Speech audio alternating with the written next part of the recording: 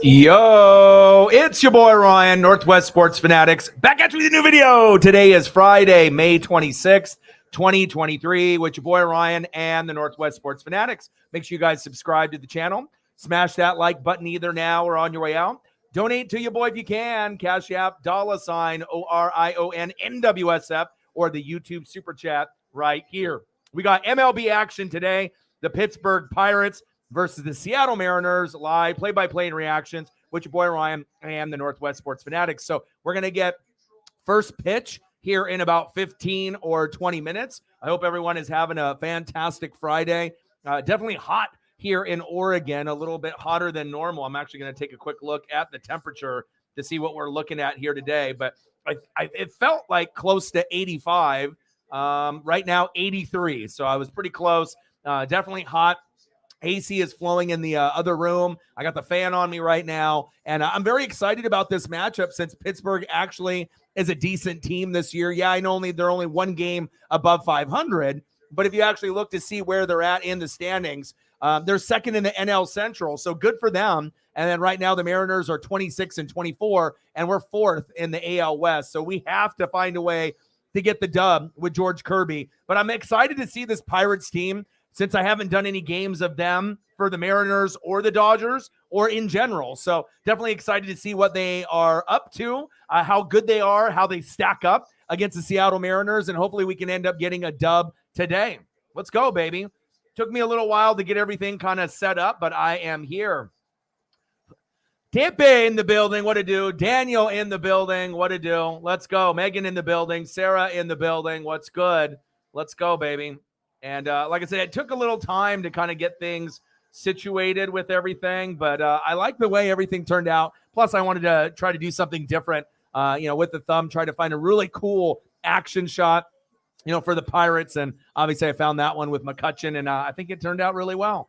Let's go, Ems. Let's go, baby. And then I ended up getting a couple logos. So we got the standard P logo for the Pirates, but I decided, you know what? Their old school shit is so dope. Fuck, I might have to hit you with the old school Pittsburgh Pirate logo in the corner. So we'll decide which ones that we do. Obviously, this one is a little bit cooler, but we'll go from here. And then we'll sprinkle in a little Pirate love as we get into the game. Leading off for the Pittsburgh Pirates, DHing tonight, Andrew McCutcheon. Batting second, left fielder, Brian Reynolds. Batting third, right fielder, Connor Joe.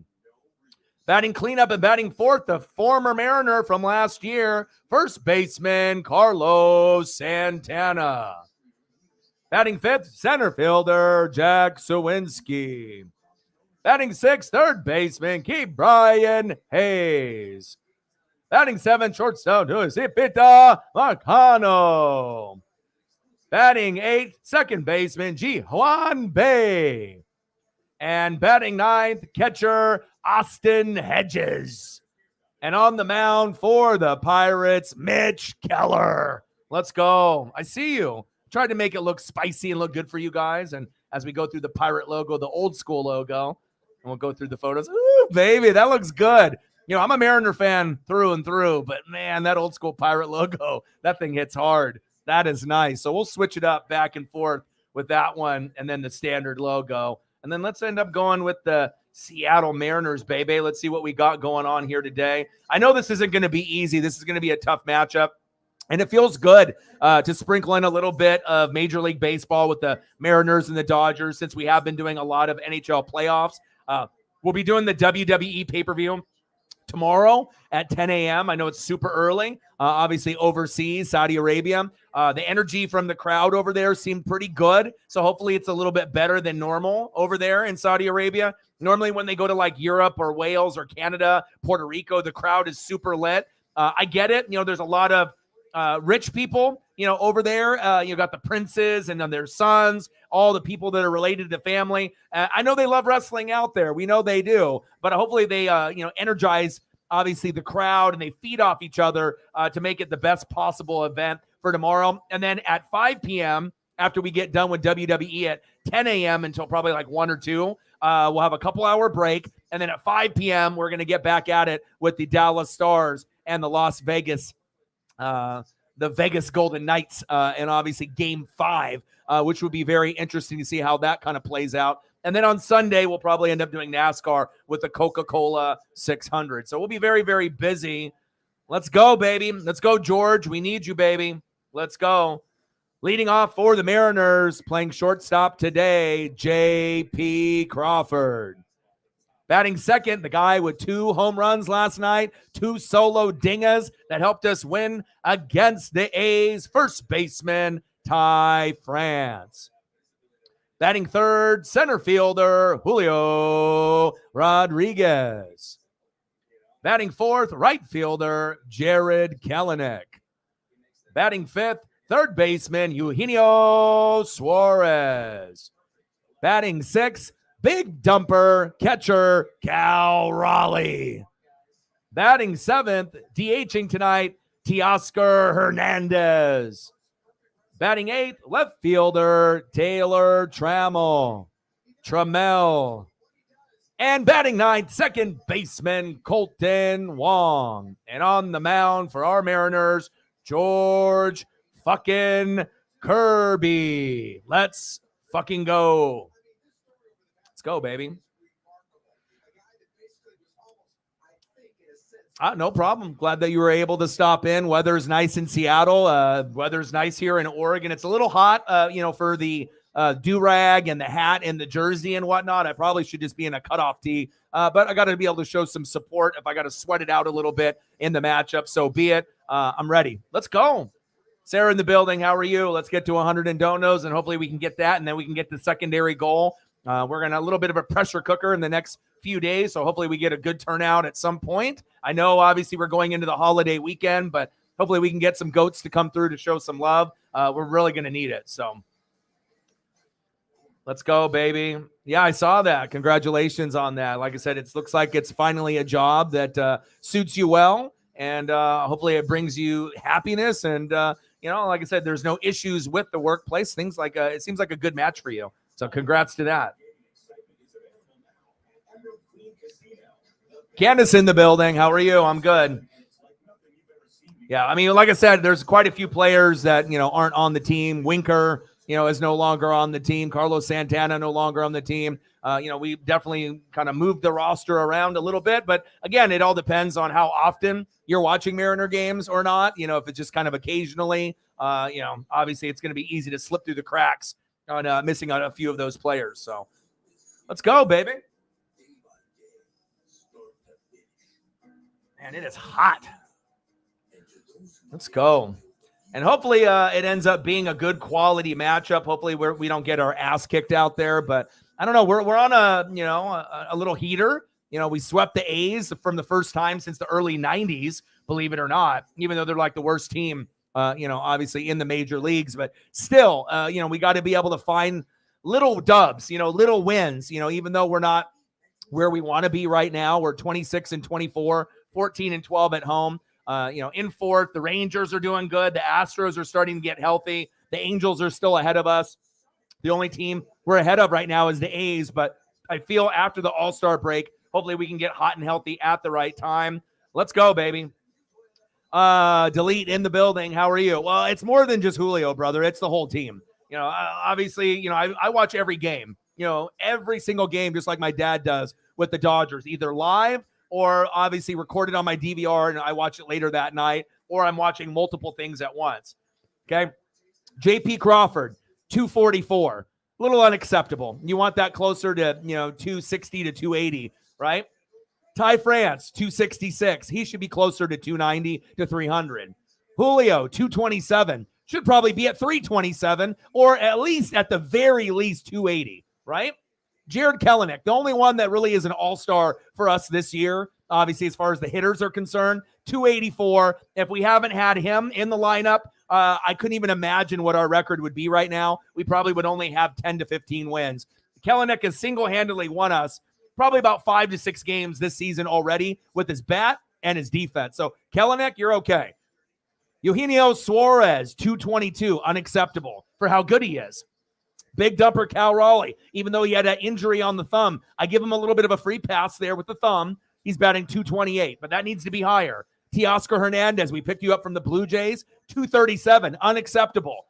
Taylor Trammell, he only has 35 at bats, so he's only batting 143. I'm okay with that. That he's not a guy that's in the normal rotation, so he's okay. You get a free pass. And then Colton Wong, one of the worst players on our team, 17 hits at 100 at bats. My Lord, no homers, only 8 RBIs, batting 170. It should be Jose Caballero, and we have Jose kind of taking his spot. But I know that Scott doesn't want Colton to lose all hope, that he won't get to play at all. So you got to mix him in a little bit. But if you look at that, France should be close to 300. Julio should be close to 300. Kelenic, close to 300. Suarez, close to 300. Cal, close to 300. And Teoscar, as far as J.P. Crawford, Trammell, and Wong, okay, I'll give you a free pass. But 6 guys should be hitting about 280 or better, and they're not, and that's why our record is 26-24, okay? Like, if we actually had our bats going, we honestly, if you look at our pitching staff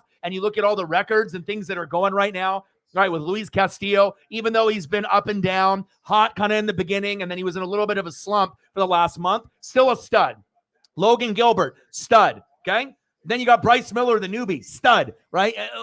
And then, and you got George Kirby, stud. I mean, out of those 4 guys, and then you add Marco Gonzalez. I mean, do we have the best, top 4, with those guys, with Luis Castillo, Logan Gilbert, George Kirby, and Bryce Miller? If you actually look at the stats, we're leading almost every single pitching category based off those 4 as a collective unit. And then you add in Marco on top of that. Normally he's not good. Marco's actually pretty good this year. So really what the problem is for the Mariners isn't pitching. Pitching has been awesome. It's that we can't fucking hit.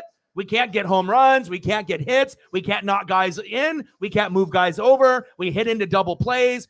It's frustrating as hell because we have such talent. You know what I mean? Like if JP, falls between 200 and 250, as a leadoff hitter or as a 9 hitter, fine. But we know he's better than that, and he's a better defensive player, kind of like Colton Wong. Trammell, no worries. But Teoscar, is a guy that could hit, should be hitting 280 to 300, and probably at the end of the season, hopefully 20 to 30 home runs. Same thing for Cal Raleigh, same thing for Suarez, same thing for Kelenic, same thing from Julio, same thing for France. You got 6 quality guys, and none of them are over 300. Hell, we don't even have one guy over 300. So it shows you how bad the Mariners are struggling with hitting and getting homers and being able to get runs and hits in a timely manner. But I'm hoping when the weather warms up, we go into the All-Star break. The All-Star game is in Seattle. Hopefully that will re-energize us, and then we can actually get, hopefully, 3 out of those 6. We'll get Kelenic over 300, and then I'm not really sure who the other guys are going to be. Ty France, I would probably bet on him getting to 300, and then who's going to be the third one? Who's going to be the third one? Will it be Teoscar, Cal, Eugenio Suarez, or Julio? Should be Julio. Come on, bro. Like, you won Rookie of the Year. You've been swinging too much on first pitch strikes and first pitch, second pitch opportunities. You need to work the count. And I know sometimes when a first pitch strike comes, you can bait them a little bit. You swing. Yeah, sometimes you're going to go yard. Sometimes you're going to get a timely base hit, a single, bloop single, maybe a stand-up double. But what's been happening to you, this season, Julio, you've been popping up. You've been striking out. You've been grounding out, and you're hurting the team. So we don't need you to homer every single time. And hopefully with experience and as, the games go and the weeks go along and the years go along, and once Julio gets into this prime, probably year 5 through 8, then he will be a little bit better in the box. He'll be able to be not baited as much, and the pressure won't be as much. Because, obviously with Julio being Rookie of the Year, we thought, okay, this guy could be the face of baseball in the couple years. Mike Trout maybe, passing the torch to Julio. And that's what it looked like last year in his rookie year. But this year, I'm the biggest Julio fan on planet Earth. I've been a Mariner fan since 1989. I met Griffey. Actually, even before 1989, it's probably in the 85 to 87 range, which we really started rooting. But did meet Griffey in 89, and obviously, been a super fanatic since then. But this is very disappointing, not only for me, for Julio, and I think the fans, but we have faith. It's a long season, and hopefully he can pick it up. Home runs right now, France 5, Rodriguez 7, Kelenic 10, Suarez 5, Raleigh 7, Teoscar 9. And, it's not what we want it to be, but hopefully we can pick it up. and we can catch up to Houston or the Rangers, Rangers or Astros. I don't know if we're going to make the playoffs this year, honestly. That's just me being genuine and, just not being a homer. I don't know if we're going to be able to make it this year, but I'm really hoping that pitching staff can really, feed us, motivate us, and hopefully the guys that we have. And it's not like we have bad players. I know there's a lot of fans of the MLB that would love to have J.P. Crawford for offense or defense, for a leadoff hitter or a 9-hitter. People love Ty France, Julio, Kelenic. Everyone loves Kelenic this year. They loved him last year. Suarez is a stud. Raleigh's a stud. Teoscar's good. You know what I mean? Like, we have so much talent, but we're not living up to the expectations. So hopefully George can put on a heater. 9 starts, 5-3 record, 2.62 ERA, 47 Ks with only 5 walks. And then as far as Mitch Keller is concerned, 10 starts, 5-1 record, 2.44 ERA. It's going to be a tough battle, but hopefully we can end up getting something going here tonight. Let's go, baby. And obviously at the beginning of the season, I mentioned that I thought that Jared Kelenic would be the X factor for us to be able to be a good team this year and make the playoffs. I'm not going to be right about everything, but I definitely was right about that. And it shows you, it pays to watch the Grapefruit League, Cactus League, like quote unquote preseason baseball, because Kelenic was number 1, in OPS and home runs, batting average, hits. So I knew there would be a good chance for him to carry that stat line over, and he has. And God bless him, because if he didn't, go off in obviously, Cactus League spring training, I don't even want to think what our record would be. We would probably be closer to what the A's record is than where we are right now. So totally agree. Hopefully he can get out of the slump, but still going to, not turn my back on him, and hopefully we can end up getting a dub here. Let's go, baby. Let's go. Yes, he is. Yes, he is. Yeah. And like I said, I think he will. I think he will. But like I said, for me, as I watch every single matchup, every single at bat, if you watch it, he doesn't really work the count like Ty France and some of these other guys that are a little bit more patient, that have been in the league longer. You got to be able to take a strike once in a while. Obviously, if you take a strike, you foul off the second pitch, you're down 0-2 count. I get it.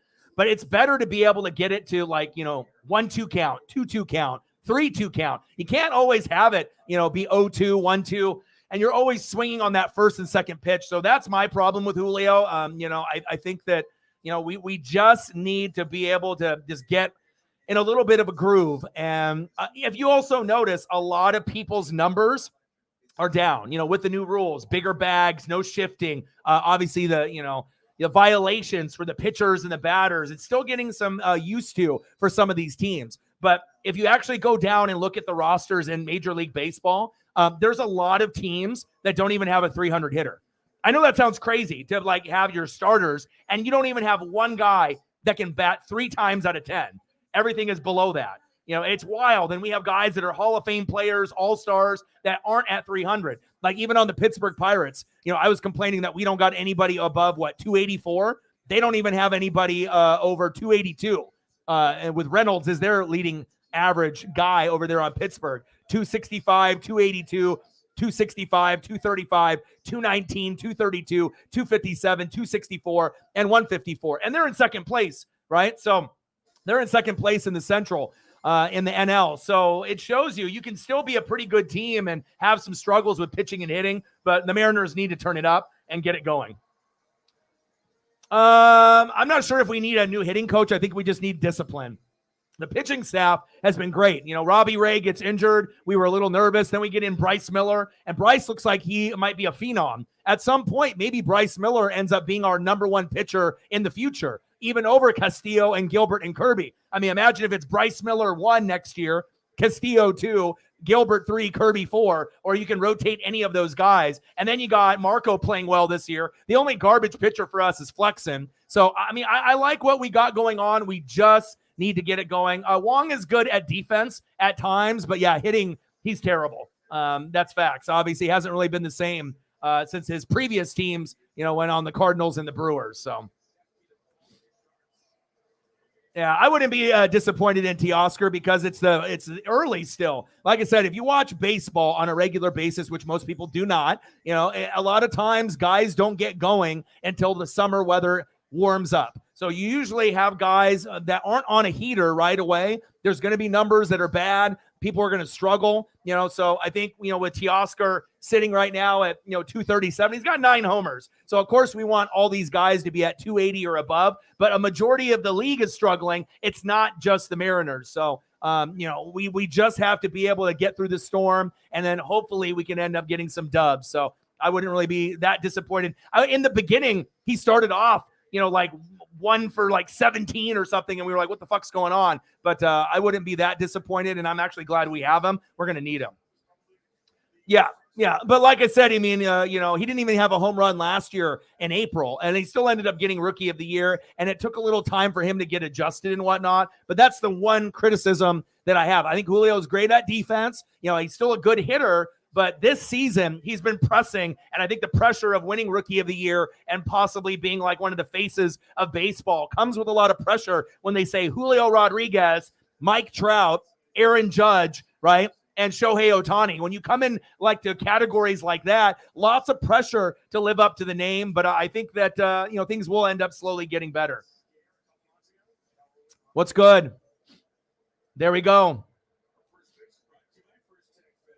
Oh, prayers up, bro. Pancreatitis. I hope that you're doing okay. All right, first pitch for Kirby with these fire jerseys, the throwbacks. Pitches inside. 1 ball, no strikes. This season, Andrew McCutchen in the box, and we'll show some love there. I'll hit him with the P. McCutchen pops up all the way to the wall. Gone! Fuck! Already? Andrew McCutchen with a solo dinger on George Kirby. 1-0 Pirates. Fuck my life. Is that what's going on? Oh, no. Well, you know what? I put him on the thumbnail today because I thought he was going to have a good game. And, fucking A, Andrew. I thought you were going to wait for me, and you were going to maybe slowly build up to this. He's like, no, O-Dog, I got you in the first at bat, no problem. 1-0 Pirates. And Kirby with a look of disbelief. Batting second, left fielder Brian Reynolds. Come on, Kirby. Pitches outside. 1 ball, no strike. 21st career leadoff home run for Andrew McCutchen. Fuck. Not good. Not a good start for us. Matt in the building. How are you? Pitches outside. 2 balls, no strikes. Brian Reynolds, 282 average, 6 home runs, and 28 ribbies this season.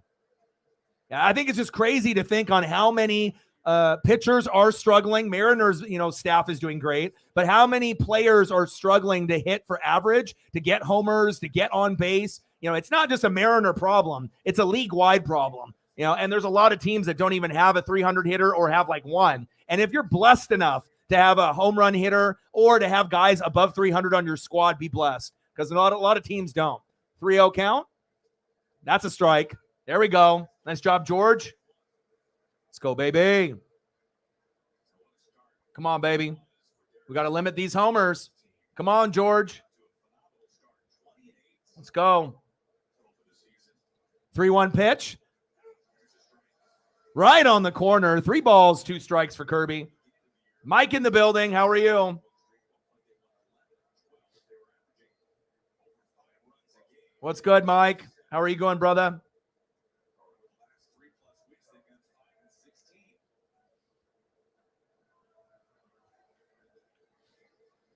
3-2 pitch for Kirby. Pitch is low. Fucking walked him. Damn it. Brutal.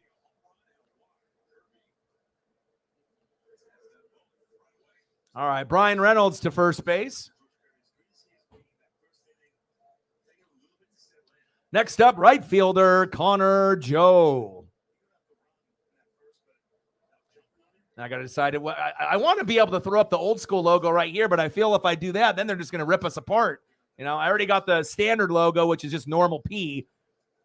Pitch on the corner for a strike. 265 average for Connor Joe. 5 home runs and 15 ribbies. But goddamn, I like that logo. I'll have to sprinkle in it a little bit. I just got to give them love, but not too much. But that one is too cool to not show at least a little bit throughout the stream. Hopefully it doesn't encourage them to just beat the shit out of us since I'm throwing up all this cool stuff for them. Pitches outside. 1 ball, 1 strike. God, that's a dope logo. All right, enough of that. I can't have them going for like a 4-run inning with that fire logo. That would not be good. Come on, baby. Hope everyone is having a fantastic Friday. 1-1 pitch to Joe. Pitches inside. 1 ball, 2 strikes. Nice pitch, Kirby. Let's go.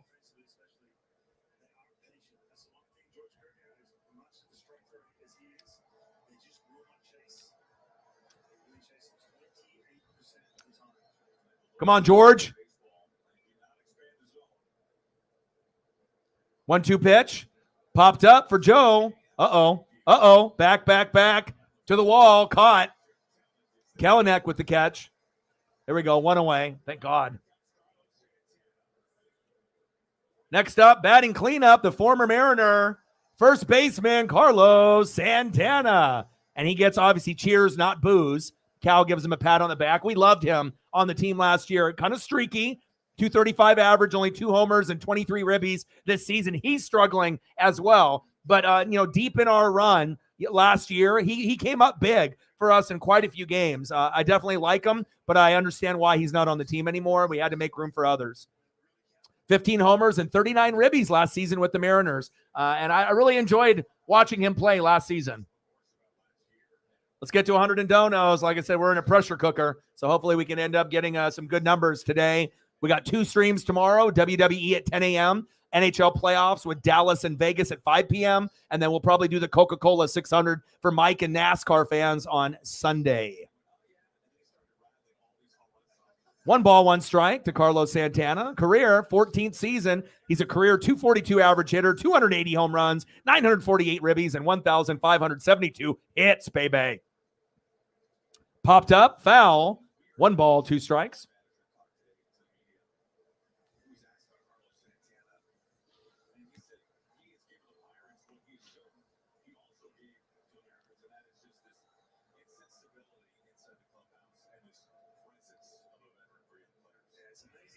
Come on, Kirby. Paisley's in the room here with me now. Hi, Paisley. Big swing and a miss. Got him. Sit down. Carlos Santana. Bye-bye. That's what we needed. 2 away. Next up, center fielder Jack Suwinski.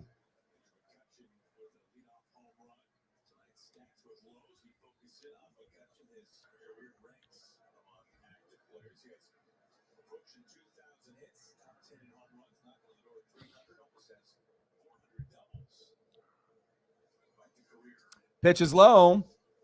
1 ball, no strikes. 1-0 Pirates. Top of the first. Runner at first, 2 away. Kirby 17 pitches in. Gave up a first at bat homer to Andrew McCutcheon. Not what I was hoping for, but hopefully we don't give up too much today. Kirby. 1-0 pitch. Chopped foul. Jack is batting .219 this season with 7 homers and 23 ribbies. Come on, baby.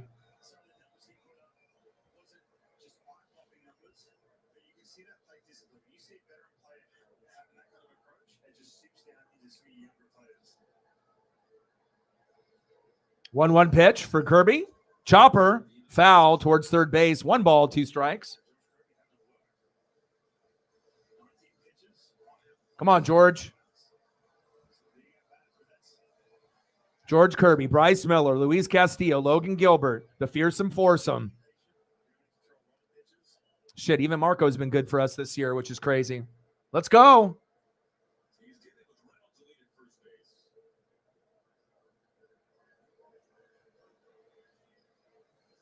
One-two pitch. Popped up. Get it, Kalanick. Run, run, run, run. Run. There we go.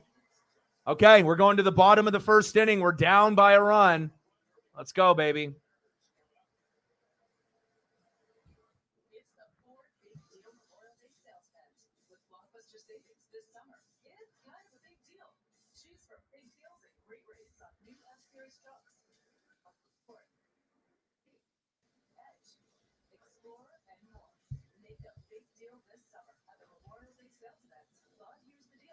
Thank you, Mike. I appreciate you so much, man. I got so many things to take care of with, bills and fucking rent and everything. It's fucking stressful. And I appreciate you very, very much, man. Mike's getting it started for us, always supporting when he can.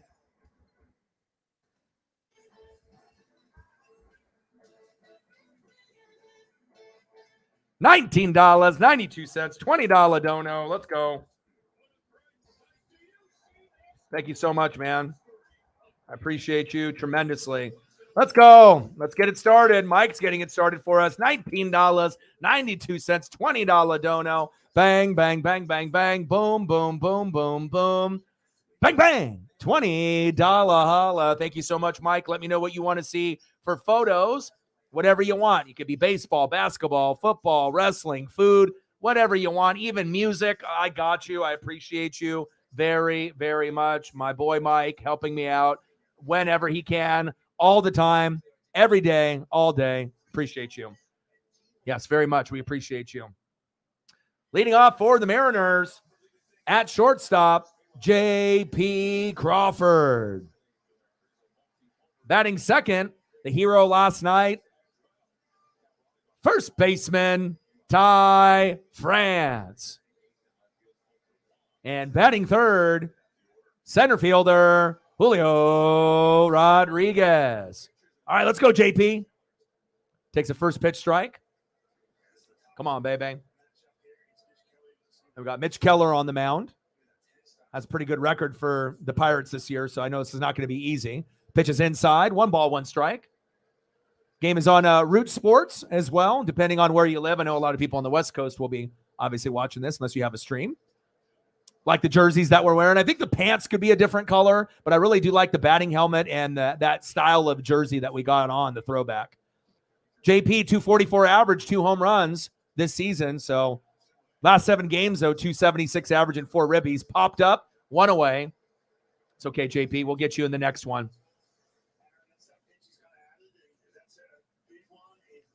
Next up, first baseman, Ty France. We might need a heroic performance like we had last night with those 2 dingers.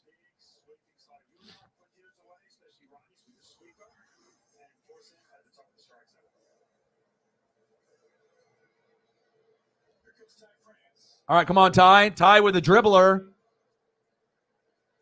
2 away. God damn it, Ty. Well, if the Pirates are the best team in the world, then the best team in the world has a 25-24 record. So don't think they're the best in the world, my guy. But they are a good team this year. All right, batting third after a pop-up and a ground out by Crawford and France. Center fielder, Julio Rodriguez. Come on, J-Rod. How many photos do you need me to show of you before we start getting electric out here? Come on, baby. Julio again with a first pitch. Swing. Back, gone! Yeah! Woo! I hate it when he swings on the first pitch strike. I hate it. But right there, I'll take it. Home run for Julio Rodriguez. Ballin'. Let's go. I was about to say, God damn it, Julio, you're doing it again, but he actually got a homer this time. Woo! Let's go. Let's go, baby. I was about to lose my mind right there. I was like, God damn it. Are you kidding me? And see, that's the thing about Julio. Yeah, he can go, for homers off that first pitch strike, but I feel that he needs to kind of, he needs to be able to time it up a little bit. You know what I mean? He can't be doing it every at bat. And that's really what he's been doing. But at that time, it worked. So I can't get mad at him now. Hey, tied the game up, 1-1. Let's fucking go. Hey, you just got to show the electricity. And then he ended up delivering. All right. You say it. He does it. Nice job. Nice job, baby. 1-1. We needed that. Nice job. All right. Next up, we got Jared Kelenic. 1-2 count. Let's go, baby. Oh, baby.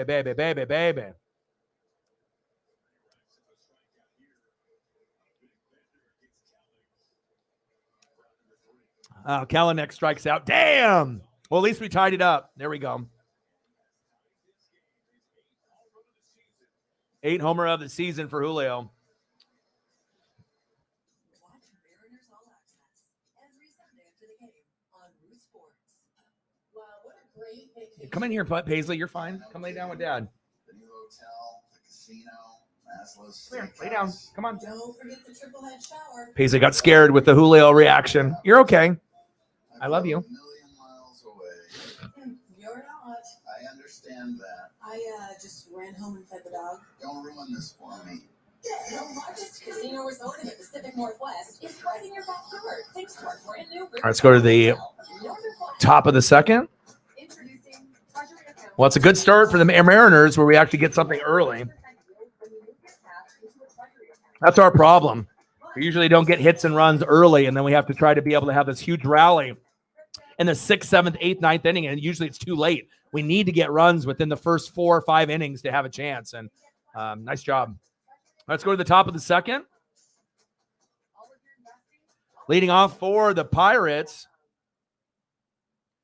third baseman, Brian Hayes. Batting second, shortstop, Giuseppita Macano. And batting third, second baseman, Ji-Hwan Bae. Let's go.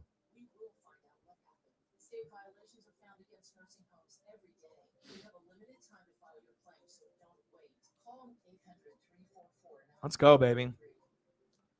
Maybe we'll use the old school Pirate logo for this particular inning. It's a little bit better than just the standard P, you know.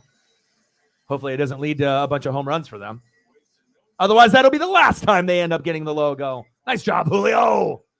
My guy.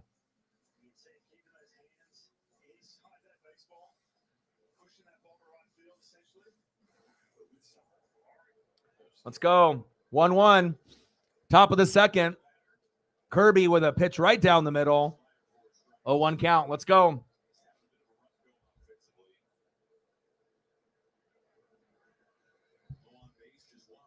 Hayes, 232 average so far this season. 42 hits. Second on the team. Hayes fouls it off. 0-2 count.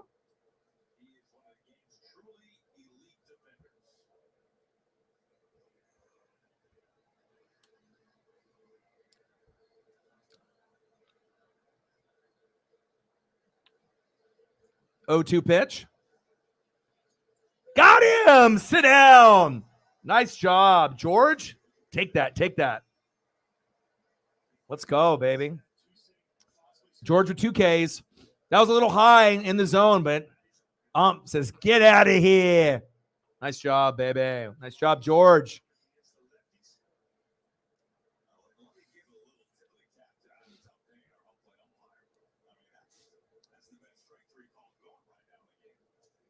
Pitch is low. 1 ball, no strikes.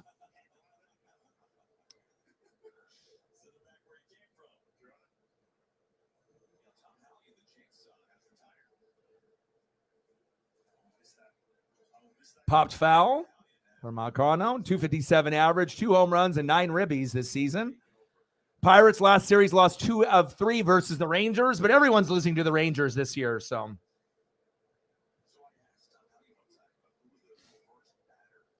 4-9 record in the last 13 games because they were in first place in the Central over the Brewers, and then they kind of hit a skid. 13-11 record on the road, but the Pirates were in first place, so got to give them a little love, and normally they're at the bottom of the division. So it's nice to see like the Rangers doing well, the Orioles doing well, the Pirates doing well. I'm not a hater like MF 1, 2, 3, 4, whatever fucking name that is. You know, like I actually like seeing teams that normally suck ass actually get good and actually play well. So hopefully the Pirates can actually keep it up, for a majority of the season. I actually would enjoy seeing them in the playoffs. You know, same thing with the Orioles and the Rangers. Now, if it's going to cost me my spot, I don't know necessarily if I would want that, but, it is what it is.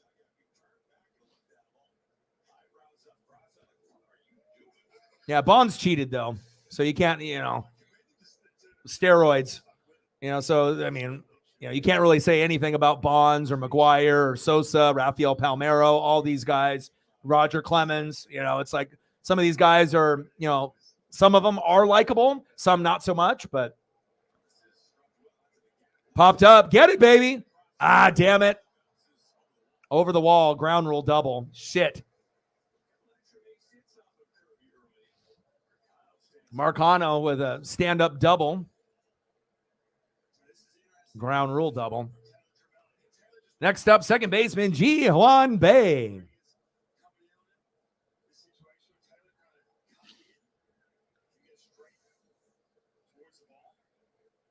I mean, the old school Pittsburgh Pirate days were much better. And then even in the 80s and 90s with Bobby Bonilla and Barry Bonds and Andy Van Slyke. I mean, Bonds would have been a Hall of Famer if he didn't do roids, but that's the selfishness in him. You know, he wanted to be able to be, you know, the best that ever played the game, you know, better than Babe Ruth, better than, you know, his godfather, Willie Mays. And, you know, and then obviously cheating has repercussions and no one's going to be able to give you that validation. You know, you could have been one of those skinnier guys that maybe didn't have the home run record, but you still would have made the Hall of Fame. That's facts. But, you know, you cheat, you don't get that love.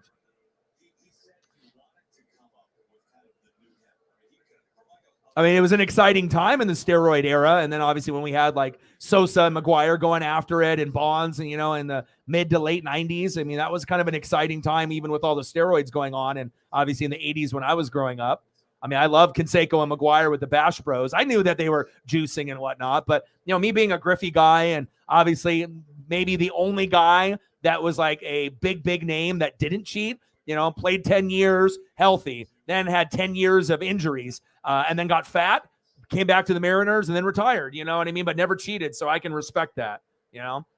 I would have been crushed if Griffey would have came out with allegations if he did PEDs or Balco or steroids. I mean, imagine being a kid and meeting Barry Bonds or meeting McGuire or Sosa or Roger Clemens or Rafael Palmeiro, you know, and thinking that that's like your hero and then later finding out with the cheating. That definitely would affect a lot of kids, I assume. So, I mean, still would have been a cool thing meeting those people, but. And also, too, they treat the African-American players and the foreign-born players different than they do the Caucasian players. Because if you really look at it, you know, they treat Mark McGuire and Roger Clemens like, oh, they didn't really do that much. You know what I mean? And I'm not sure, you know, with the being Caucasian, you know, compared to these guys that are, you know, African-American or Puerto Rican or Cuban, but you definitely get more hate from fans, you know, towards the African-American players that cheated and then the, you know, foreign-born Puerto Rican, Cuban, those type. You know, it seems like Roger Clemens and Mark McGuire get like a free pass to some people, which I think is bullshit. You know, if you cheated, you cheated. It doesn't matter what race you are, you know. Got him with the heater. Bang! Sit down. 2 away. But I know I'm not the only one that has noticed that. Bay. Strikeout. See you later. Next up, catcher Austin Hedges.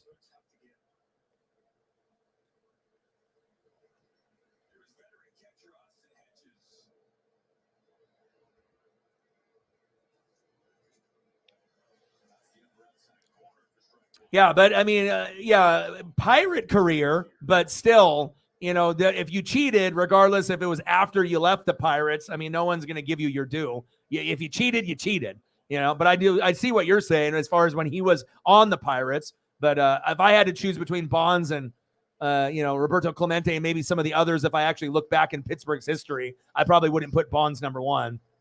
He's up there, but I would definitely put like Clemente as number one for me. Even though I never got to see him play. You know, I'm not that old. All right, popped up, and he's out. 1-1 game. Let's go. Let's go to the bottom of the second inning.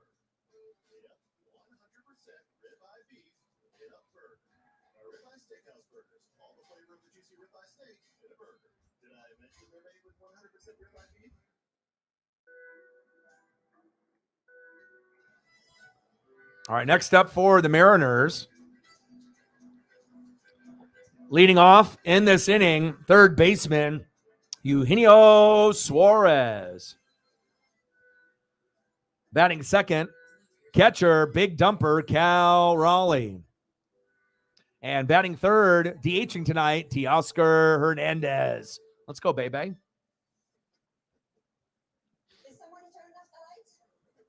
Yeah. I mean, I call it how I see it. I mean, I see how people react and, you know, how, you know, people are. But definitely people are more forgiving, you know, towards Mark McGuire and Roger Clemens. You know what I mean? Whether people, you know, because like I said, you know, racism and sexism, that shit is never going away. You know what I mean? But there's definitely favoritism towards Clemens and McGuire. Like, I feel like even like Pete Rose with his cheating, like it seems like those guys, hey, let's give him a pass. Pete Rose, Charlie Hustle, McGuire, Roger Clemens, right? But then you bring up the Bonds. You bring up Rafael Palmeiro. Maybe not so much Rafael Palmeiro because not a lot of people knew about that unless you actually followed him with his career. But Sosa and Bonds are obviously the two biggest culprits, and I don't think anyone really gives two shits about those guys. Like, they're not going to really give those, any love. So, Sarah with a tenner, thank you so much. I need that desperately too. Appreciate you.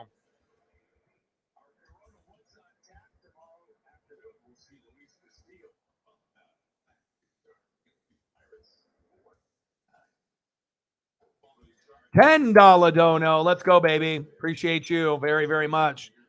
Bang, bang, bang. Boom, boom, boom. Bang, bang. $10 holla. Appreciate you so much. Always coming through. And, like I said, when I ended up starting this channel, I knew it was going to be a long, long journey. And I knew at some point, once I ended up going full time, I'm going to end up needing to have a team of some sorts, with the mods and a good lead mod. And I really am happy with my decision. I have no regrets. And there's nobody better for the job than you. So appreciate your loyalty, your commitment. And obviously, we try to make this a good place no matter what we do for sports. Pitch is high, 3 balls, 1 strike. Sometimes you just know it's the right person and the right fit. And Sarah is it. Big swing and a miss, 3 balls, 2 strikes, count is full. Career against Mitch Keller, 2 for 10 with a homer. So hopefully we can not get beat up too bad here. Chopper towards first base. Got him. 1 away. Can't have Mitch dominate us tonight. We got to find a way. Suarez with the ground out. Next up, big dumper catcher, Cal Raleigh.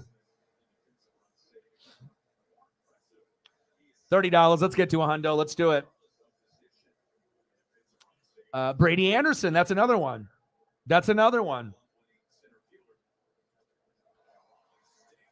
Raleigh. There we go.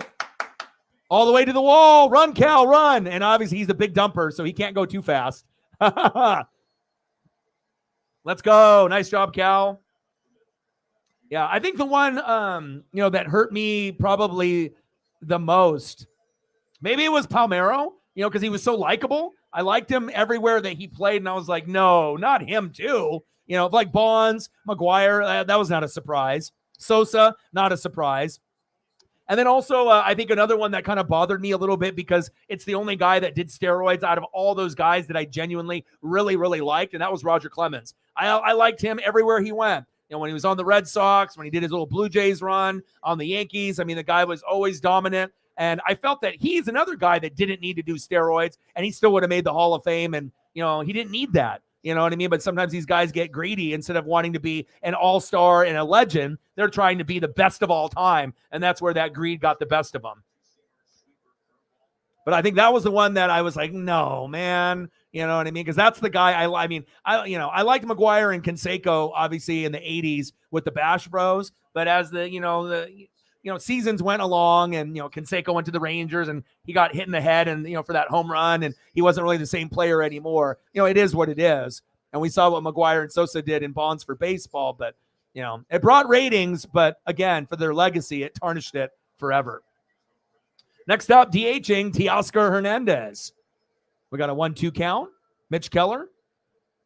Strikeout rate this season, 34% for lefties. High 20s for righties. Teoscar's hit safely in 5 of the last 7 games. 1-2 pitch to Teoscar. Chopper foul towards third base. Still 1 ball, 2 strikes. We're in the bottom of the second. We're tied up 1-1. Andrew McCutchen with a solo dinger. Julio with a solo dinger. I'll get you some AJ. No problem. 1-2 pitch. Chopper towards third. Fuck.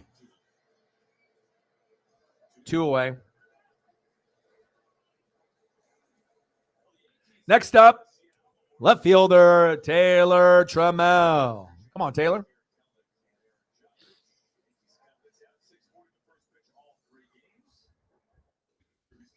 You like that AJ Styles photo that I ended up sending you a couple days ago? I saw that on one of my timelines, and I was like, oh my God, what a dope photo. I don't see too many amazing photos like that, but that one was awesome. Pitches outside. 1 ball, no strikes. AL East, Rays, Orioles, Yankees, Red Sox, Blue Jays. How the hell are the Blue Jays in a worse position than us? Like, we were supposed to be the two young teams that were, on the up and up, and we were on our way. Yes! Trammell. There we go. Go, Cal, go. Yes! RBI for Taylor Trammell. Cal scores. Let's go, baby. 2-1 Mariners. Nice job, Taylor. Good shit. This would have been a fun game to go to. And there's a firework night tonight, too. Nice job, baby.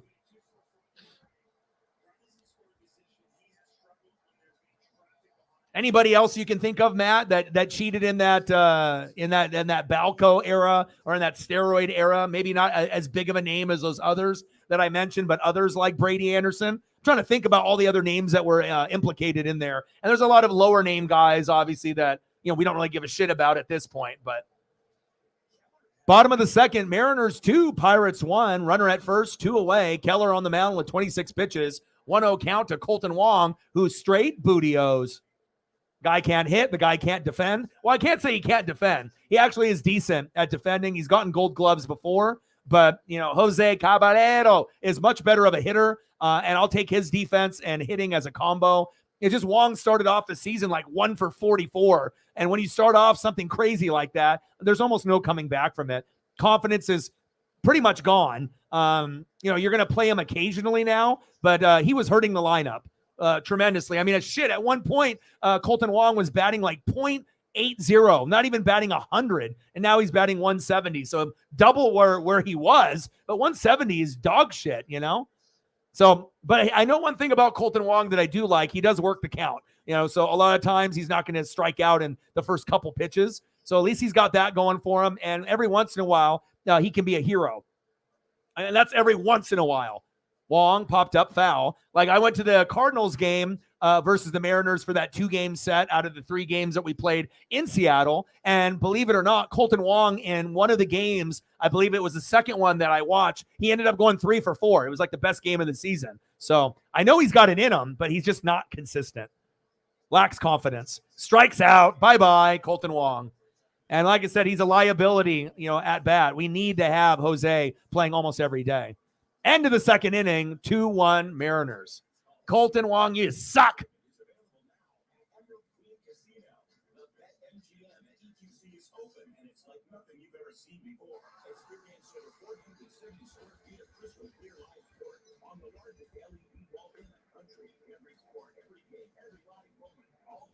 Top of the third, 2-1 Mariners, baby.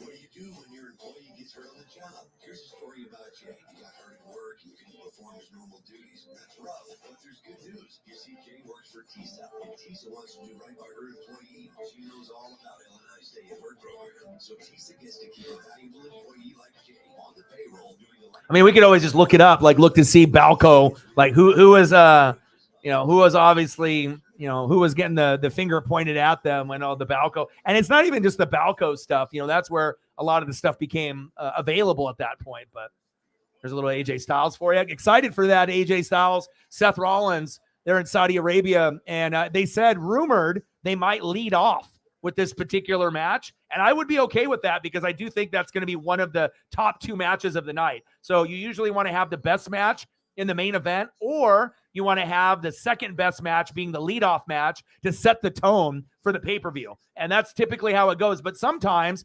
WWE flips a script and they do the shittiest matches first and they lead up to the best. And they started doing that earlier this year, which was a little shocking.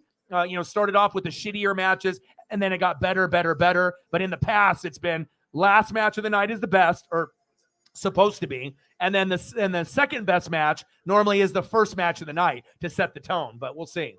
But I'm excited about it. And I don't really care who wins between Styles and Seth. Those are my two favorite wrestlers in WWE right now. And whoever ends up getting it, if AJ gets it, then they have something bigger for Seth in plan. If Seth gets it, then maybe there's a bigger plan for AJ. So Melky Cabrera, Manny Ramirez, yeah. All right, come on, George. Pitches inside to Andrew McCutcheon. And I'm not going to be a hater. We're still going to show him proper love. Just got to make sure I only we'll go back with the regular one. Can't have the special one. He already hit a dinger on us. All right, give him the standard. McCutcheon, 1-for-1, solo shot in the first inning. He's batting .270, 8 home runs and 20 ribbies. And he had the same idea as Julio. They said, fuck it, I'm going to swing early, and I'm going for the fences. And obviously it worked for both of these guys. Come on, baby. I've always liked McCutcheon, too, no matter where he's played. He's a very likable player. Yeah. It just sucks it's on so early. But it does give us an opportunity to do 2 streams tomorrow and grind it out. So that way we can do playoff hockey, in the evening. And then we can get the morning started, obviously, with something like that. So, I mean, I remember last year because I was, kind of scrambling. Oh, got him. That was a questionable strike in the zone. Kirby says, I'll take it.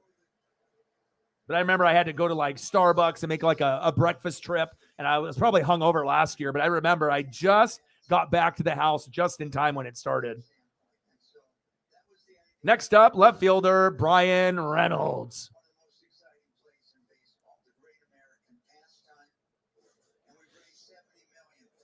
Pitches low, 1 ball, no strikes.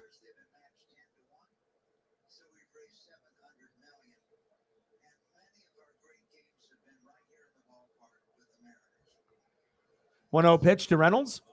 Pitches outside, 2 balls, no strikes. Reynolds is batting .282, 6 home runs and 28 ribbies this season.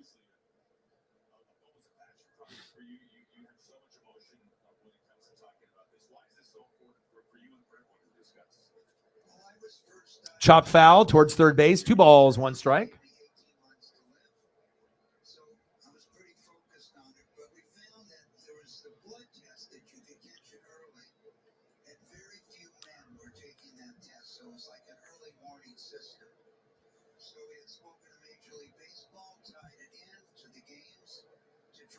Top of the third, Mariners 2, Pirates 1. Chopper, good defense. Colton Wong, I mean, he might not be able to hit worth of shit, but at least the defense is there, most of the time. So at least I can appreciate that. Nice job, Colton. 2 away. Next up, right fielder Connor Joe.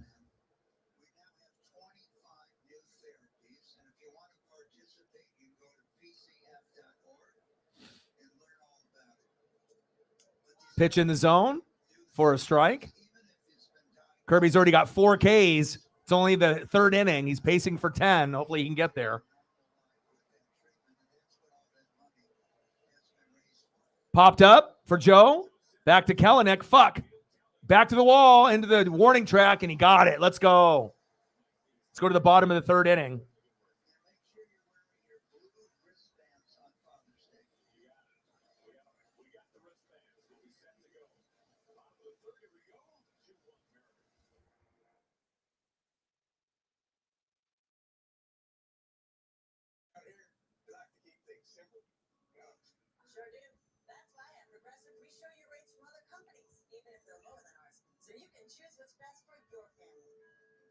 All right, we're going to the bottom of the 3rd inning.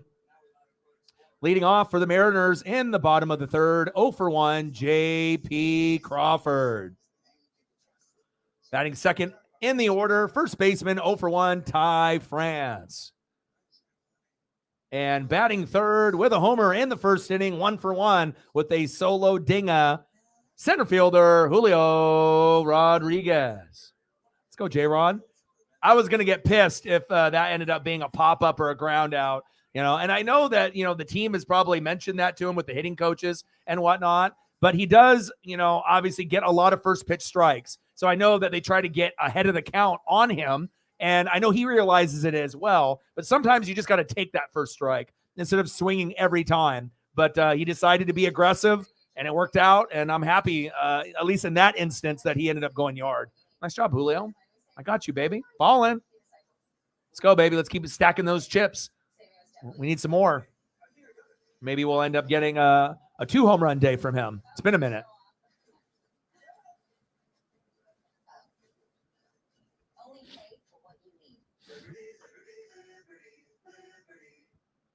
Expectations answered. It's the dawn of a new reign, and the breakout is So we got your AJ Styles here, AJ Styles here. I got one more for you.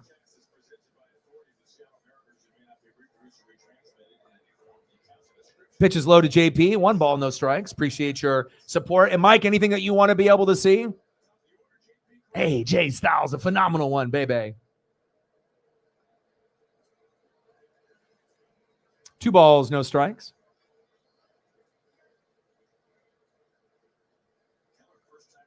Come on, JP. 242 average, 2 homers, 20 ribbies, chop foul. 2 balls, 1 strike for JP Crawford.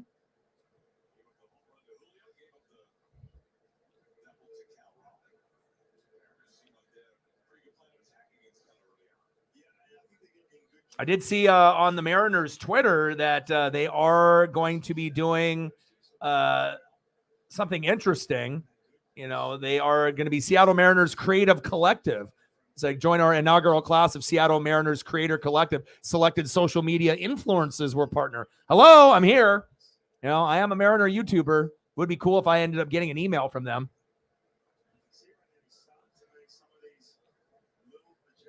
I mean, there's not very many Mariner YouTubers that are out there that are doing the game. So JP popped up. 1 away.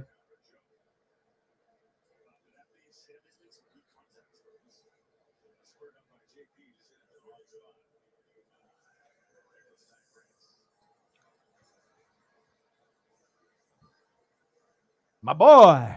Next up, batting second in the order, first baseman Ty France. 0 for 1, a ground out in the first, but he had 2 solo dingas, 2 home runs last night. Grounder to third. Another hitter going too early in the count. It's like, I don't know what the hell the problem is with a lot of these Mariner hitters always wanting to try to swing on the first 2 pitches.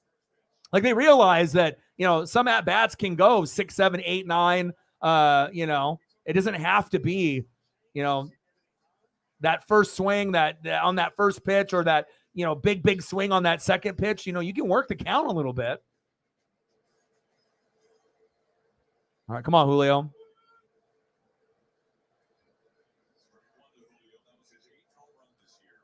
Took a strike. He must have listened to me. 1 for 1 with a solo home run in the first. Pitches inside. 1 ball, 1 strike. See, look at that, Julio. You can work the fucking count, and maybe you can end up getting another, you know, single or double here. Come on, baby. Let's go, Julio. Julio chops it foul. 1 ball, 2 strikes. Come on, my guy.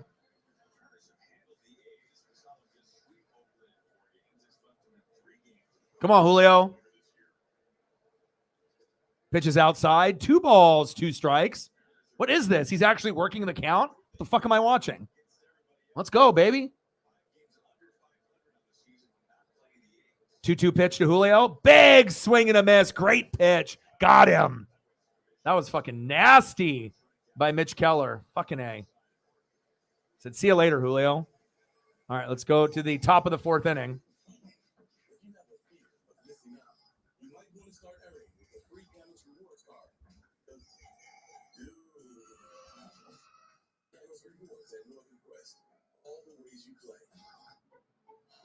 Larry, you promised you would fix this garbage disposal. It's been broken for weeks, and it stinks. Next up for the Pirates in the top of the 4th inning, 0 for 1 with a K, the former Mariner, first baseman Carlos Santana. Batting second in the order, center fielder Jack Suwinski, who coincidentally is 0 for 1. And batting third baseman, 0 for 1 with a K, Kid Brian Hayes. Let's go, baby.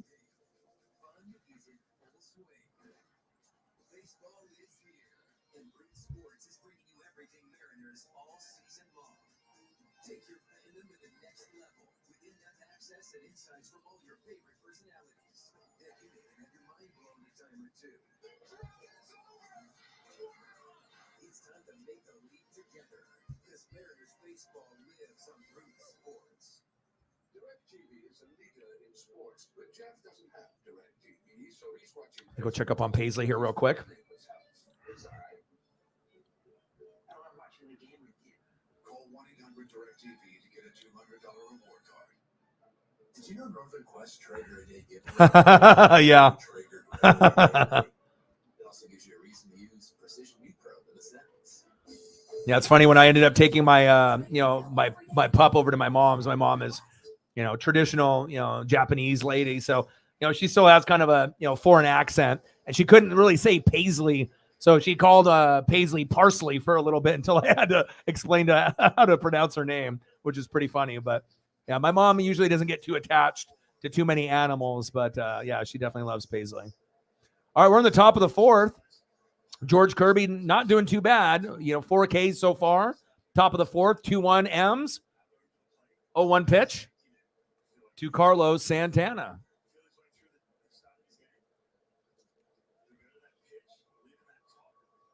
1-1 count.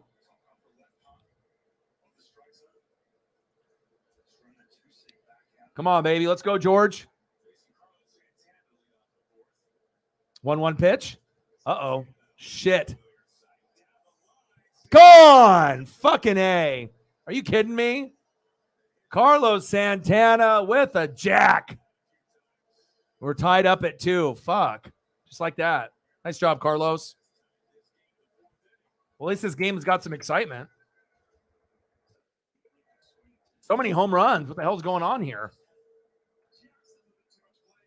Carlos just crushed that. Just like this photo right here. I'll even give you your little old school Pirate logo for that, Carlos. Nice job. 2-2 Pirates, and the Mariners are tied up now. Next up, center fielder Jack Sawinski.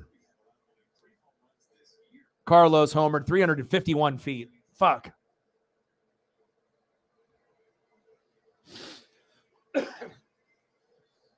One 0 pitch.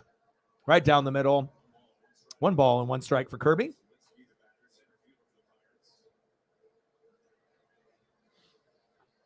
Come on, George. I mean, already giving up 2 home runs is too many. Pitches outside. 2 balls, 1 strike. Jack is batting .217 with 7 homers and 23 ribbies. A pretty consistent tall tale sign of a lot of MLB players batting below 300 this season with all the new rule changes. And his guys starting off a little slow. 2 balls, 2 strikes. A little shocking, if you ask me. I know the bases got bigger. There's no shifting. You got the, obviously the violations, for the pitchers and the hitters. But I didn't think that we'd see so many quality baseball players below 300 at this point in the season. But we'll see when we get past the All-Star break if that is still the same, or if a lot of these guys will start heating up when the weather gets warmer. And that's traditionally what happens. Top of the fourth, we're tied up at 2. Kirby 55 pitches in. Chopper towards first base, foul. We have an 11-6 all-time record against Pittsburgh. Wow, 15-1 Giants over the Brew Crew. Ouch. And I saw something that they have like millions and millions of dollars of renovation. And if they don't pay that, they may have to move the Brewers to another location. Nice little bloop single right in front of Julio.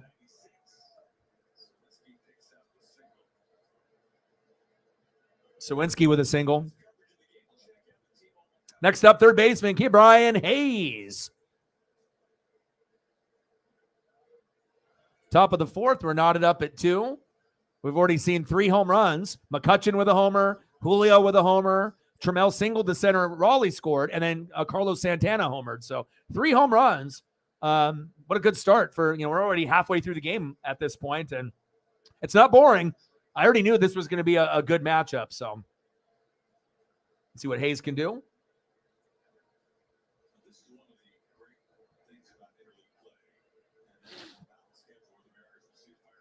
Oh for 1, a strikeout in the second for Hayes. 0-1 pitch from Kirby. Popped up. Get that, baby. Get that, France. Get that, France. There we go. Good job. Nice job, Ty. Good defense. 1 away. Next up, do you say Beta Marcano?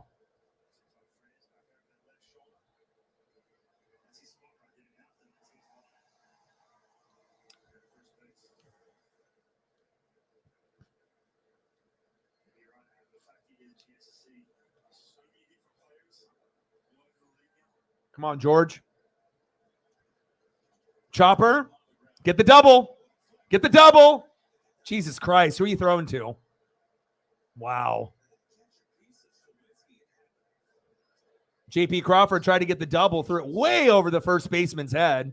2 away. Something happened there. Did it get deflected? I need to see a replay. That was a terrible throw to first. Something happened there. Normally, JP isn't going to be that crappy with a throw to first. Off the double. Wong to Crawford. Oh, it went off Sawinski's shoulder. No wonder I was wondering what the hell happened there. Wong got it, flipped it to JP. JP threw it, and it went off Sawinski's shoulder, and that's why it went all the way to the dugout, way over France's head. Ty's like, what the fuck happened? JP's like, bro, it hit his shoulder. Okay, well, that makes sense. Now I'm not as upset.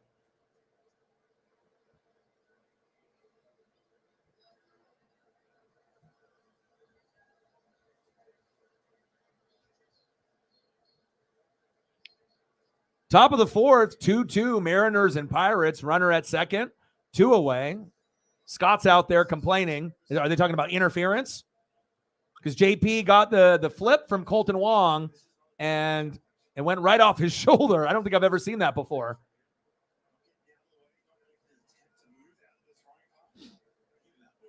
Yeah, he didn't move at all out of the throwing path, that's for sure. We'll see what they end up calling here.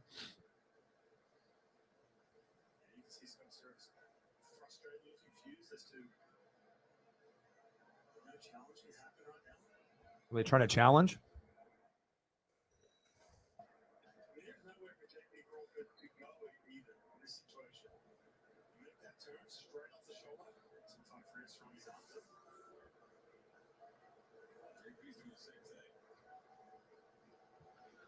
Well, it looks like they're not going to do anything about it. Scott went out there to go talk to him, though. He's like, what the fuck's going on here, man?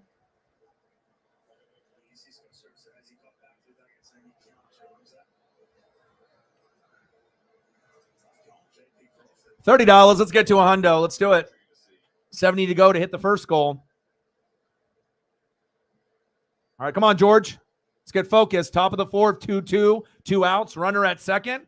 You're not doing too bad. I know you've given up 2 homers, but you do have 4 Ks. Keep it together. Let's go.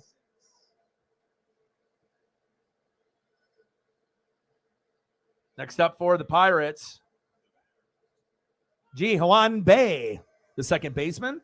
He's batting .262. And hopefully we can end up getting just a nice little ground out or pop up, and we can just get to the bottom of the fourth. .262 average, 2 homers, and 12 ribbies for Bae. Kirby. It's fouled off towards third base. 0-2 count. Pirates 0 for 2 with runners in scoring position, and let's make it 0 for 3.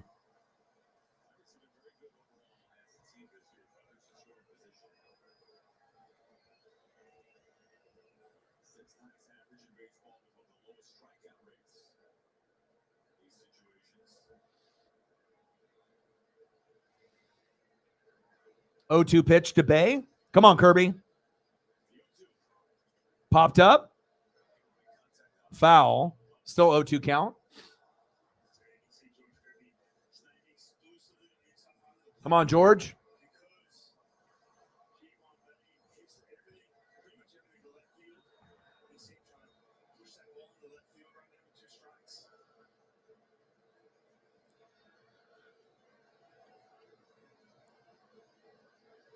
.0-2 pitch to Bae. Pitch is high. Going for his. Oh! He steals third. Fuck. That was a good stolen base attempt. All right, Marcano, I see you. He goes from second, steals third.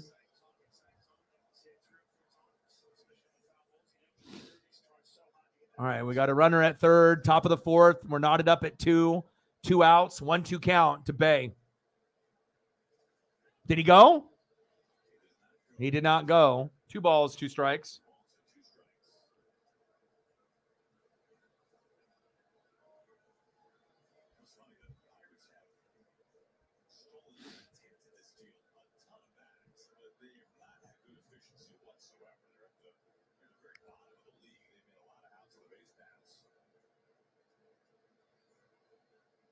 Two pitch to Bay. Come on, Kirby. Pitch is high. 3 balls, 2 strikes. Count is full.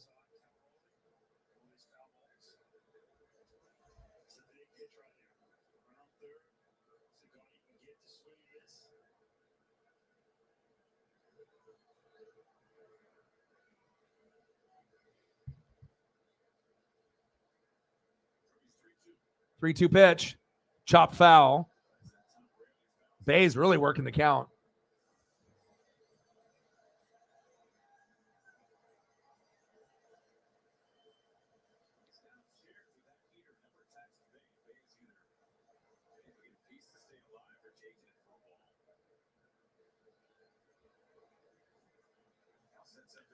All right, come on, George. 3-2 pitch. That would have been a strikeout. God, Bay is just fucking. How many pitches is that?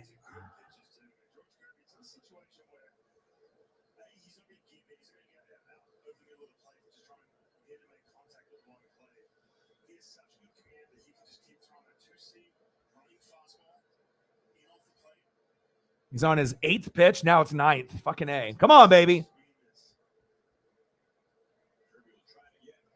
Kirby, right to him. Get it, Kirby. Get it, Kirby. There we go. Nice job. All right, let's go to the bottom of the 4th inning. 2-2. We're knotted up. Let's go. Watch Mariners All Access every Sunday after the game on Root Sports. Is it possible to protect my business from cyber threats? It is. Comcast Business, helping every connected device stay protected.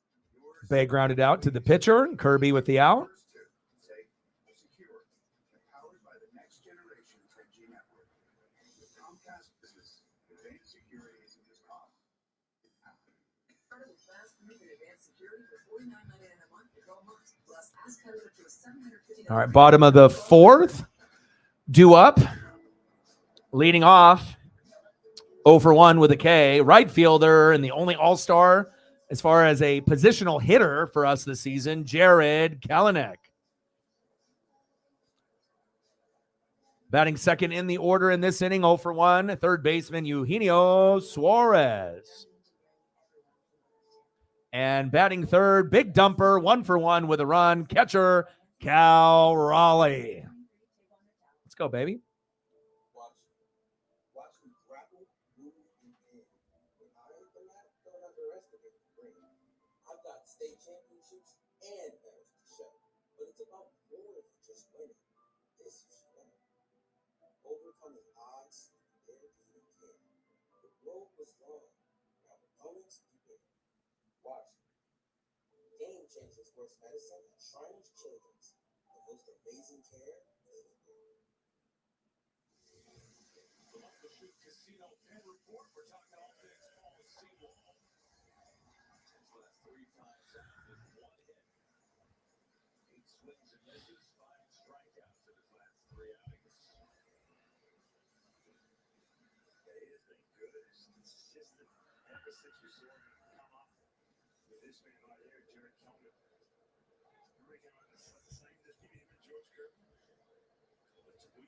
First pitch fouled off, 0-1 count. All right, Mitch, I see you. He's having a pretty good day so far for the Pirates.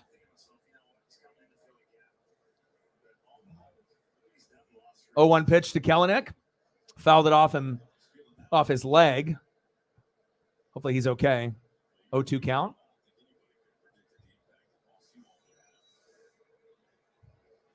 See where he fouls this off. Fouls it off is, right above the shoe, right on the ankle, on the front part of his foot. Hopefully he's all right. Stretch that foot out, Jared. It's like, fuck, you're the only all-star that we got this year.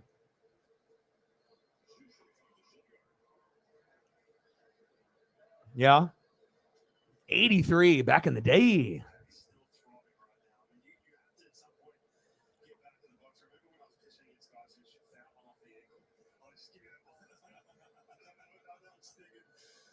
Yeah, I agree. Cheating's cheating, man.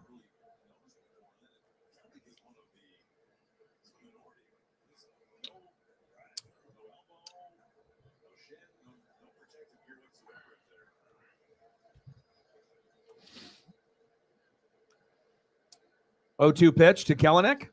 Got him. Damn it.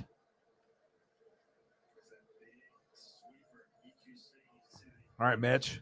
I'll see you. I'll give you some love for that. Nice K on Jared Kelenic.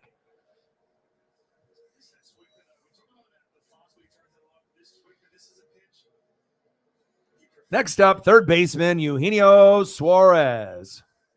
Bottom of the fourth, we're knotted up at 2, 1 away. Last series, we swept 4 games from the Athletics, and it's the first time that we've swept the A's since I think like 91. And it's not like the A's have really been that good for quite a while, so it's a little surprising. But if you have a 4-game set, it is definitely difficult because you just don't know who your pitchers are going to be. And the Mariners have struggled with getting home runs and getting quality hits. I mean, hell, we're only 14-12 at home this season, so it's not like we're doing that good. You know, we're 4th in the division. Pitches inside, 2 balls, 1 strike. Come on, Suarez. Jonathan in the building. ESP, baby. What to do? Pitches inside. 3 balls, 1 strike.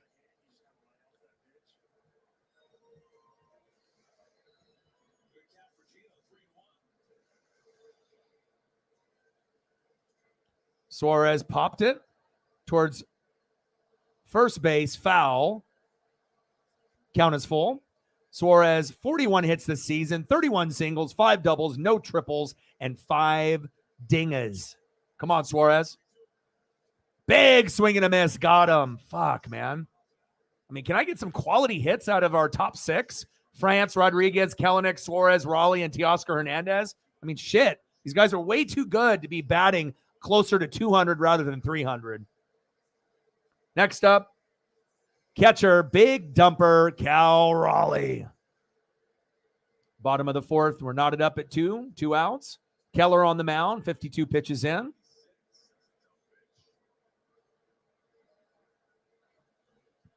Come on, Cal. We need you. Chopper foul, 1 ball, 1 strike. Cal's 1 for 1 with a double in the second inning and a run.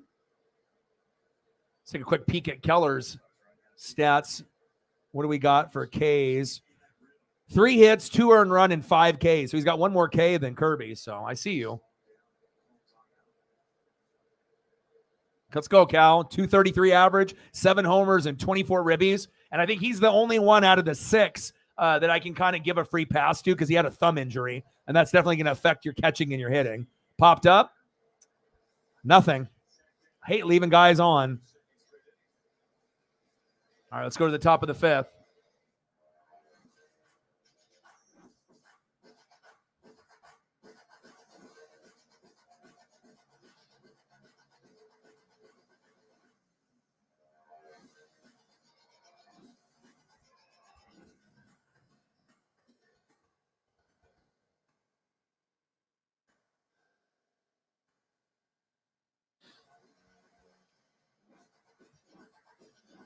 All right, brother. I appreciate you very, very much, man. Much love.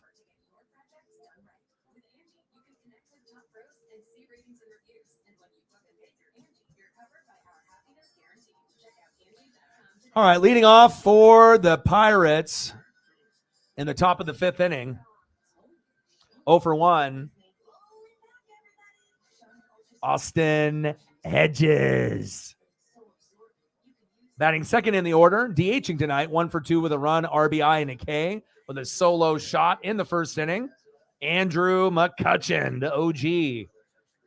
And batting third, 0 for 1 with a base on ball, left fielder, Brian Reynolds. Come on, baby. What's good?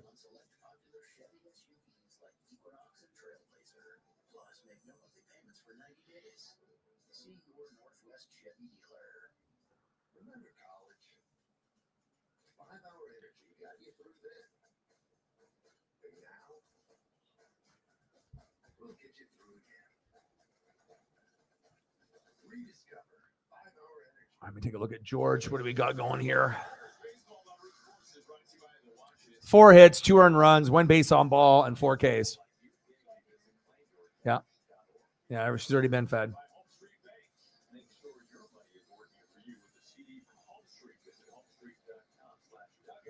Doing good. How are you, bro?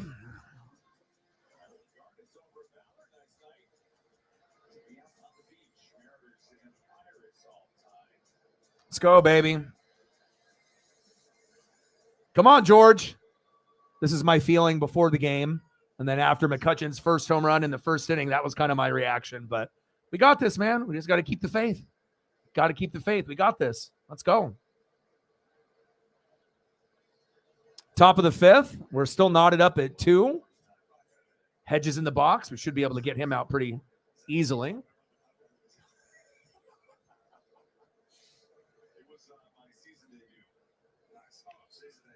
Batting 152 this season.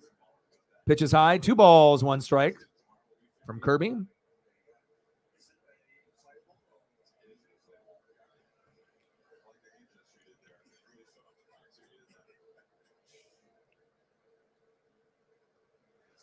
Two 1 pitch from Kirby.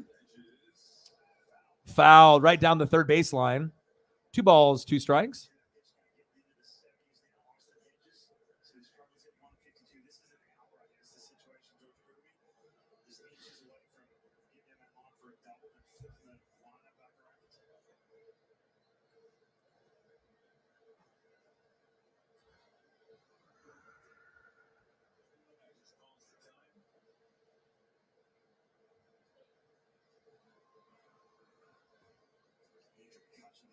Top of the 5th, we're knotted up at 2. Kirby 73 pitches in. 2-2 count to Hedges, who's 0 for 1 tonight. Popped up. Foul. Count stays 2-2.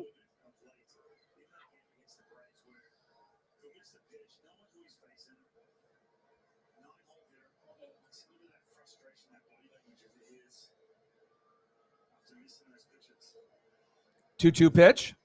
Pitches outside. 3 balls, 2 strikes. Count is full.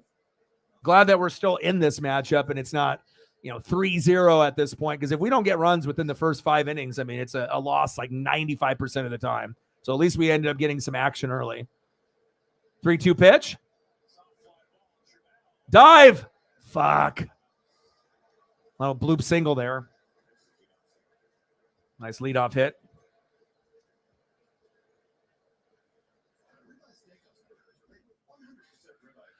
Next up, DH, Andrew McCutcheon.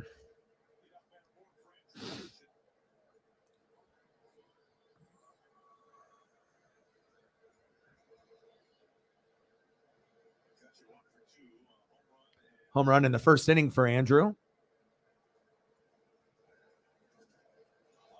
Fucking right over Colton Wong's head. Son of a bitch. Nice. Another bloop single. Runners at first and second. I got to stop fucking around with this awesome old school Pirate logo. They keep doing well when I throw it up for them. All right, we got to give you the standard P. Not Pirates, even though that one's super dope. That one reminds me of like the Andy Van Slyke, Bobby Bonilla, Barry Bonds era. All right, Andrew, I see you. Next up, left fielder, Brian Reynolds. We need a double play desperately here. Otherwise, George is going to get pulled. McCutcheon. Best hitters versus four-seam fastball. 409? What the fuck? Andrew McCutcheon, best in the game. Corbin Carroll, Rizzo, Bryson Stott, and Yordan Alvarez. Woba, 0.568, but his average is 409. Get the fuck out of here. McCutcheon, you're still doing it, man. I love it. Because I don't love it when you're doing it against the Mariners, but shout out to you and your longevity of your career. I like seeing that. Top of the fifth, we're knotted up at 2. No outs. Runners at first and second for the Pirates. Come on, Kirby. We got to get out of this. Pitches inside. 1 ball, no strikes.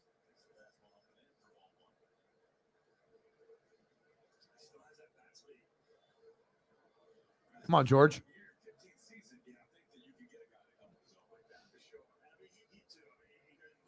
0 for 1 with a walk in the first for Reynolds. 1-0 pitch to Kirby. Popped up. Trammell dove for it. Didn't get it. Well, fucking A. Here comes the runs. 1 run scores. 2 runs score. 4-2 Pirates. Fuck. Well, that's what happens. Nice job, Reynolds.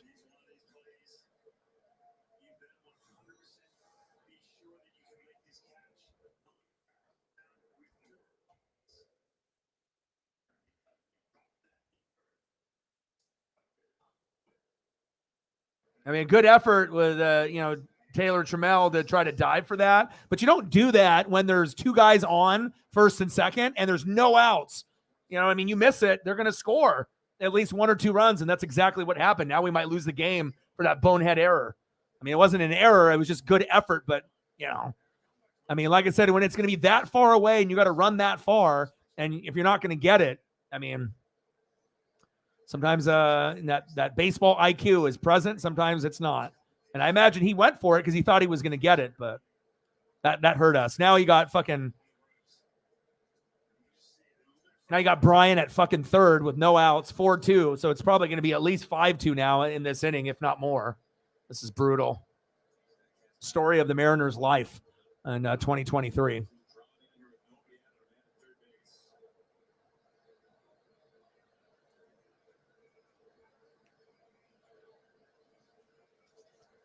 Chopped up to Kirby. Looks at the third base. Keeps the runner there. Throw to first. 1 away. Good job, George.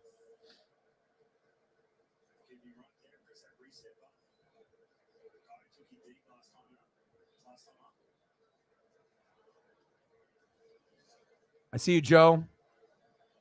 Next up, first baseman, Carlos Santana. And he went yard just recently, so hopefully he doesn't go yard twice on us. He gets hot. Once Carlos goes for 1, sometimes he will go for 2 in a game. He did it for the Mariners. 1 for 2 solo home run in the 4th. Carlos Santana.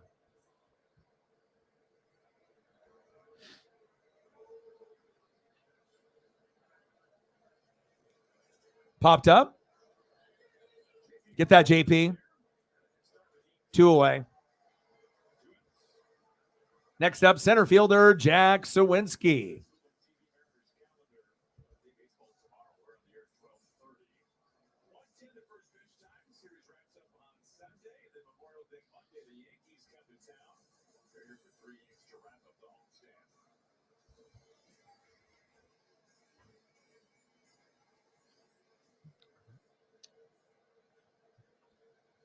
Top of the 5th, Pirates 4, Mariners 2, runner at third, 2 outs.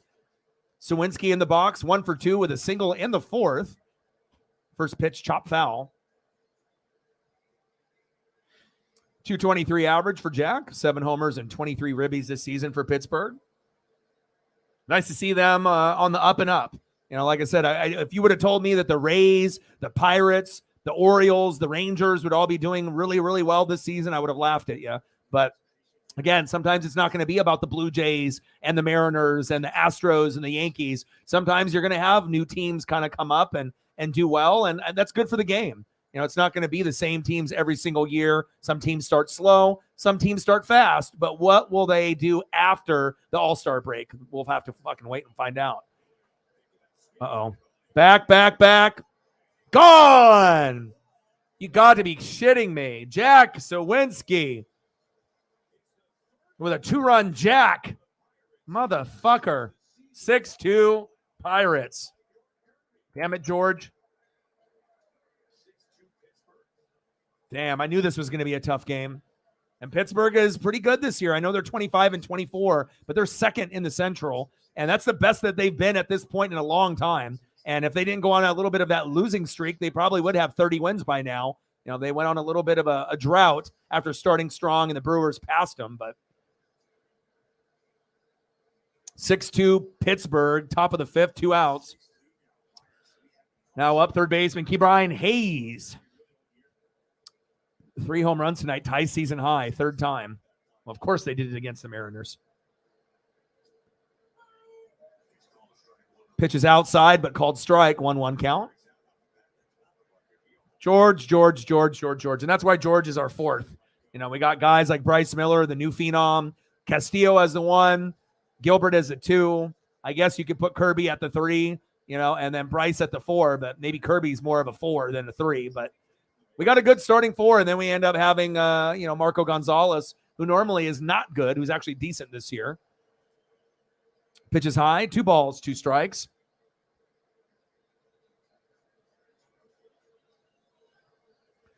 Hayes, 230 average, 1 homer, and 16 ribbies. Top of the 5th, 6-2 Pittsburgh, 2-2 pitch. Oh, no. Popped up all the way to the warning track. Gone! Are you kidding me? Are you kidding me? How many homers is George going to give up? Fuck. 7-2. This is ridiculous. Fuck.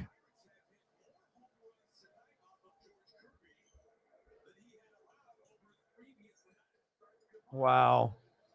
Previous 9 starts, he hasn't given up this many home runs till tonight.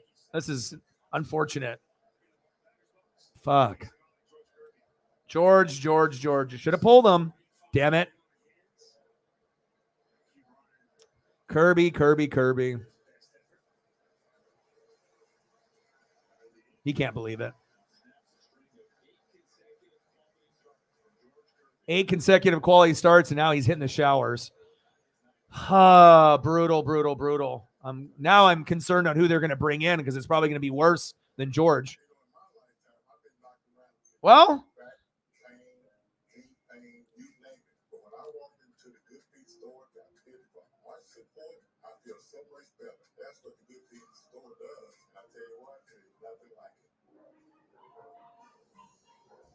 I got to go get my dog. 1 sec.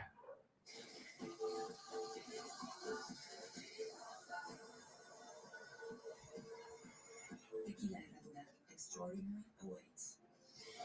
Your Seattle Mariners present the Virginia Mason Franciscan Health Spotlight. I often get asked in clinic how much of heart disease is preventable, and the answer is the majority. Up to 80% of all heart attacks and strokes can be prevented with lifestyle interventions. Exercising, a healthy diet, knowing your family history goes a long way. So if you or a loved one have any cardiac concerns, we offer comprehensive services at the Center for Cardiovascular Health to get the help you need. Ask Sherwin-Williams and save big during the Memorial Day sale. Get 30% off paints and stains with sale prices. It's okay, Paisley. Hurry, it's only May 26th through June 5th. Shop online or at your neighborhood Sherwin-Williams store. All right, we'll see who they bring in. Saucedo, Taylor. This might not go very well. This could be a long game. I mean, it already is. Not what we wanted today, but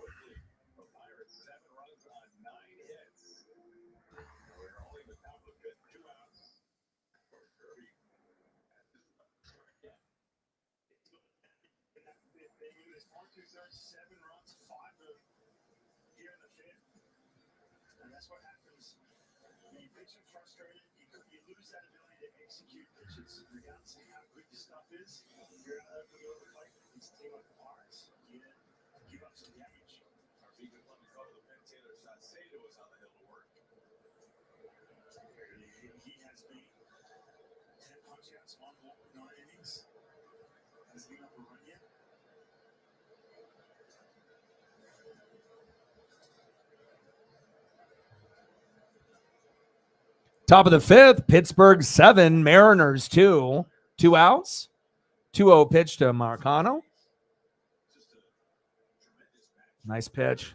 And obviously, if the name seems familiar, he is a former Blue Jay. Come on, Taylor.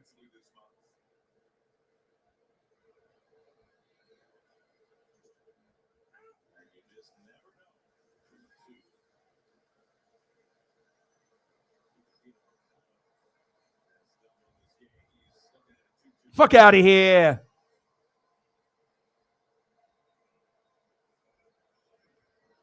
Season high 4 home runs tonight for the Pirates. Of course, they did it to the Mariners today. Chop foul. Still 2-2 count.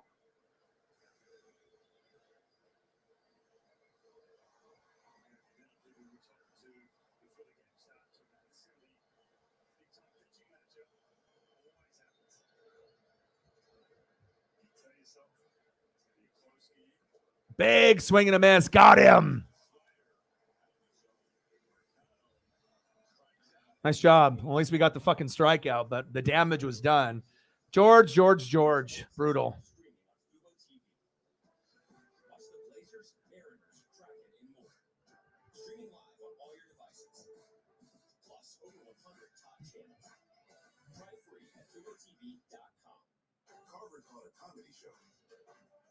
Let's go to the bottom of the 5th.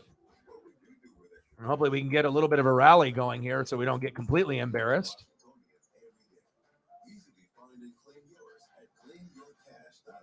Leading off for the Mariners in the bottom of the 5th inning, 0 for 1, DHing tonight, Teoscar Hernandez.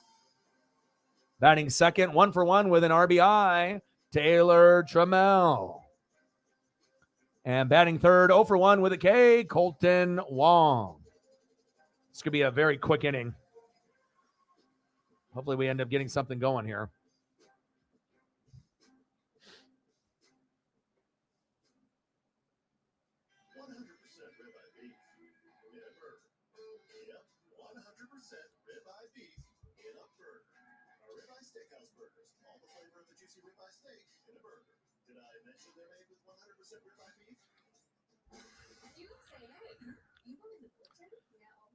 Yeah. Well, I mean, just hits in general. You know what I mean? We only have 3 hits total, you know, and obviously we got a Julio homer, but we don't hit homers, and it shows you how difficult it is to get in a rally. We have like quality players, but they're not playing up to their potential, which is just really frustrating. And like I said, I haven't seen George get roughed up like that in a minute, so shit happens, you know. Can't win them all.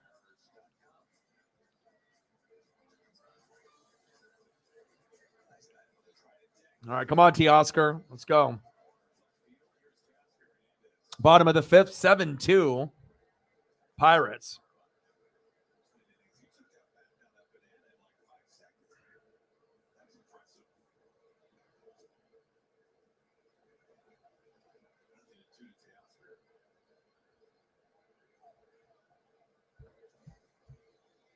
O2 pitch to Hernandez. Popped up. 1 away. Next up, left fielder Taylor Trammell.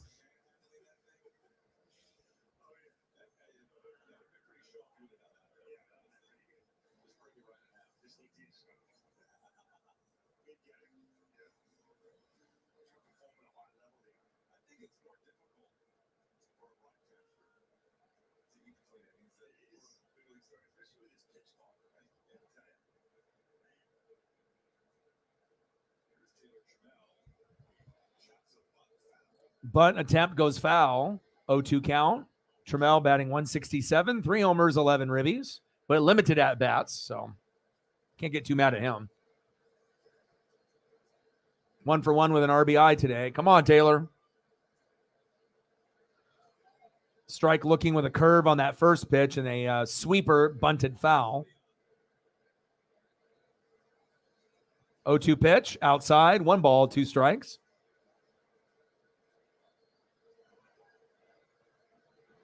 I see you, Mitch. Mitch is wheeling and dealing. Got him. Strikeout looking. Brutal. All right, Mitch, I see you. How many Ks for Mitch? Mitch has got 5 to 6 Ks. Fuck. Next up, second baseman Colton Wong.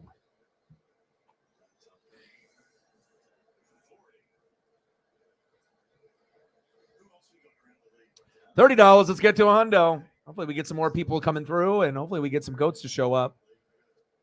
It's going to be real critical in these next like 3 to 4 days.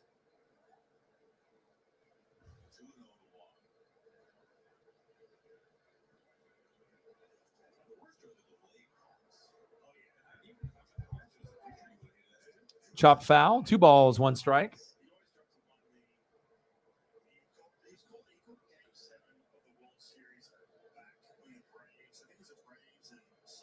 Pitches outside.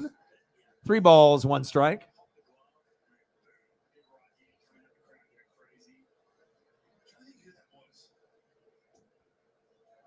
Oh, wow. That was on the corner. It could have been a strikeout, but called a walk. Colton Wong to first.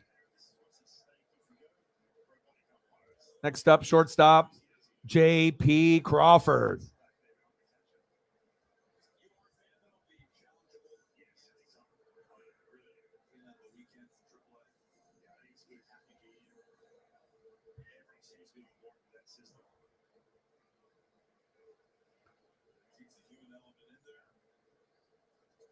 Pitches outside. 1 ball, no strikes. Mitch is wheeling and dealing. I see you, Keller.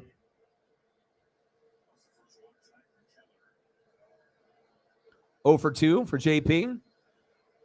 Pitches low. 2 balls, no strikes. This might be something here if we can get on a little bit of a rally.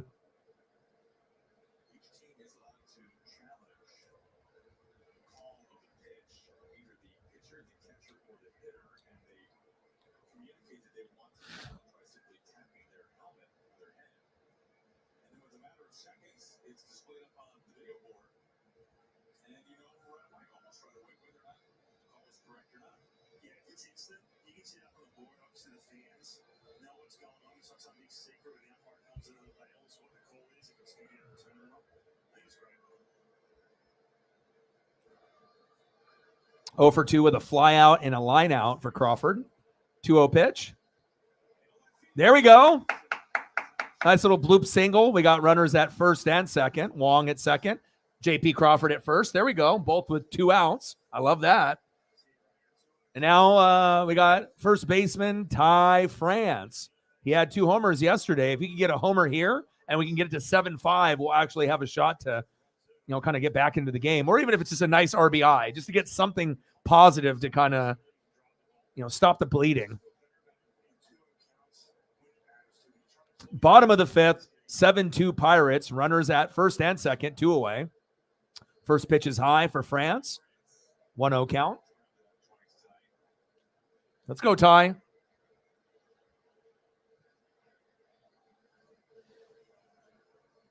Oh for 2 with 2 ground outs. Oh, shit. It hit him in the head. What the fuck? Everyone has been going after Ty, the wrist, the back, the shoulder. If he didn't get out of the way, his helmet flew off and it hit him in the head. What the fuck? This is bullshit. Boo. Shit. If he didn't move his head just enough like he did, he would have got hit right in the face, which he did, and then the helmet went flying off. Holy fuck. What the fuck, man? A good thing he turned his head, because like I said, that would have probably maybe broke his jaw if he didn't move. That would have been right here.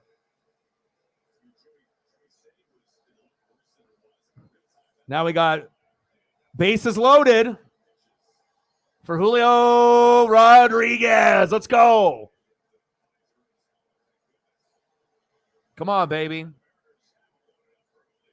Julio with the grand slam, and then we can get to 7-6. I'm not saying that's going to happen, but what an opportunity. Even if it's not a grand slam, even if we can get in like a run or 2 here, get it to 7-4, at least we'll have a shot to maybe make a rally before the game ends. Come on, baby. Let's go. Be electric.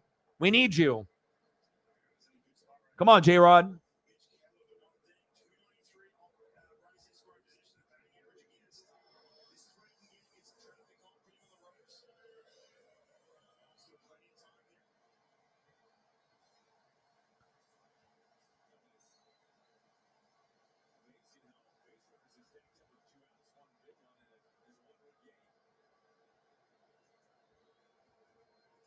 Julio. Yes. Nice little bloop single. Go.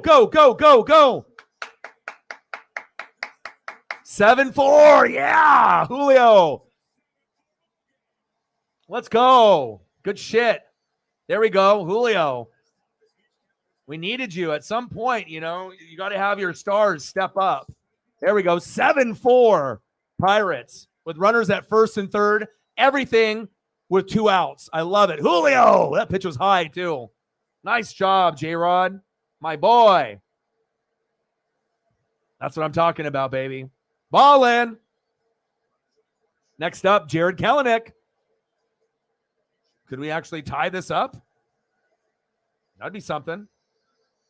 Hey, 7-4 is a hell of a lot better than 7-2. Nice job. 1-0 pitch to Jared Kelenic. Runners on the corners on first and third. Kelenic. Damn it. We leave 2 stranded, but at least we get it to 7-4. We're chipping away.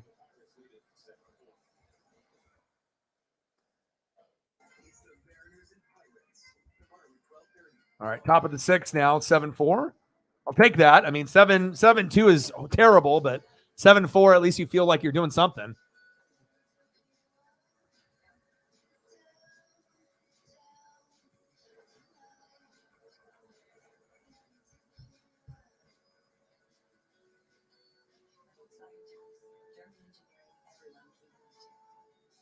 Leading off for the Pirates in the top of the 6th inning.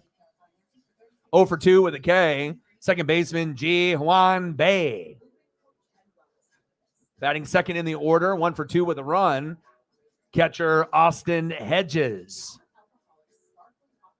And batting third, 2 for 3. 2 runs, an RBI and a K, and a solo shot dinga in the first inning. DH Andrew McCutchen. So hopefully we can get out quickly in the inning and then get right back at it.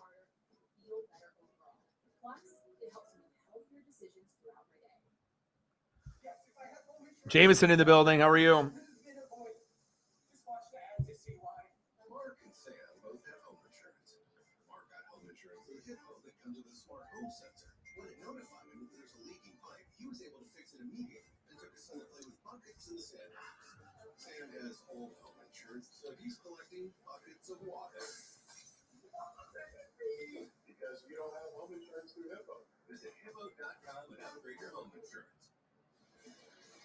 Ty France is tonight's Blue Moon bright spot. In the last series, 5 for 10, 3 homers, scores at 2 yesterday. Nothing like an OPS from a 14 series. Yeah, France. Well, Scott has something to smile about. At least at this point, we're not getting completely obliterated. So, when you're sitting at 7-2, you don't feel good. But then it gets to 7-4, you feel a little bit better. All right, we're at the top of the 6th. Let's go.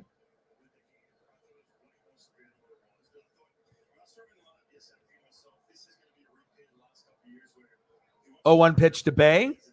Pitches outside. 1-1 count. Bay is 0 for 2 with a strikeout and a ground out. Kirby got really roughed up. That was probably the worst start that I've seen from him in quite some time. We had 8 quality starts besides that one. Of course, Bay with a little infield single, of course. Nice job, Bay. Next up, catcher Austin Hedges. See what the K's are. Keller, what do you got so far? Keller's at 5 innings pitched, 5 hits, 4 earned runs, 1 walk, and 6 Ks. So obviously he's been wheeling and dealing. Kirby had 4.2 innings pitched, 9 hits, 7 earned runs, 1 walk, and 4 Ks. Not his best day. That's for damn sure.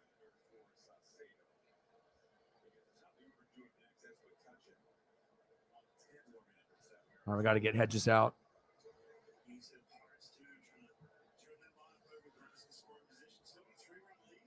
7-4 Pirates are up in the top of the 6th.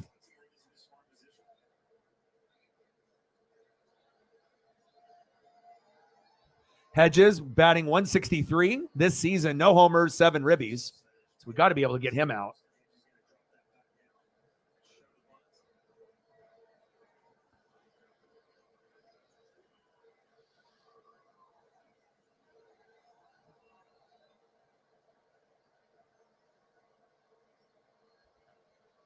Oh, 1 pitch. Going for a bunt. Got him. 1 away, but the runner advances to second.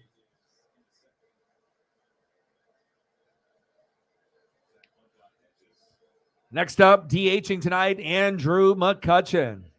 Had a solo home run in the first inning, so hopefully he doesn't continue that trend. Elizabeth in the building. How are you? All the way from Ohio.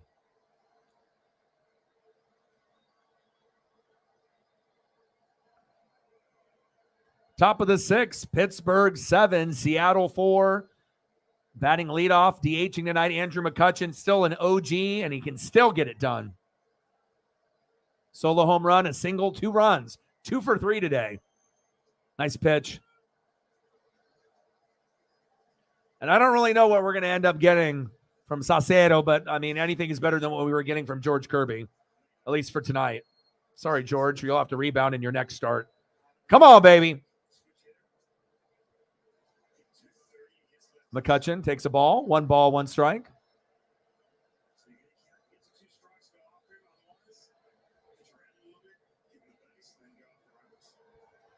Top of the 6, Pirates 7, Mariners 4.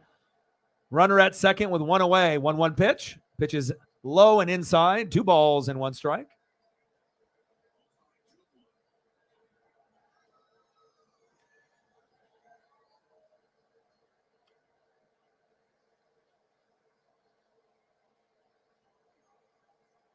Big swing and a miss. 2 balls and 2 strike. Nice pitch.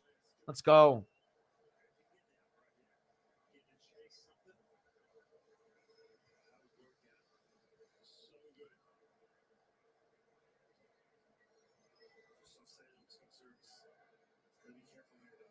Two pitch. Oh no. Oh no. Oh no. Back. Oh God, thank God. Julio all the way to the wall. Caught. I was going to say, man, hell no. All right, Andrew, I see you. Next up, left fielder, Brian Reynolds. 2 away.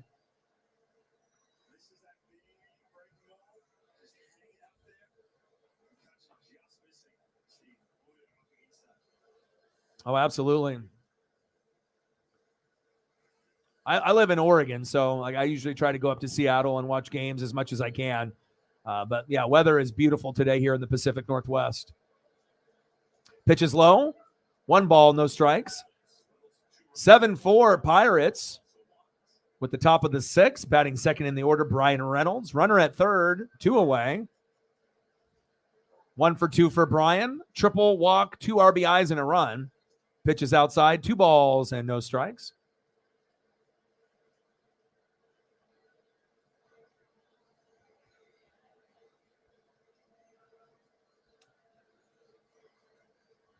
Yeah, there's not very many people that are committed to the Mariners like me. Like I said, I'll do Mariner and Dodger games for me and my dad, and I'll do other teams as well. But I do a little bit of everything. Little NASCAR, little NHL playoffs, a little NBA playoffs, little WWE, AEW, obviously NFL and college football, but we're not in that season right now. So 2-1 pitch. Got him on the corner. 2-2 count. That was a kind of a questionable call there.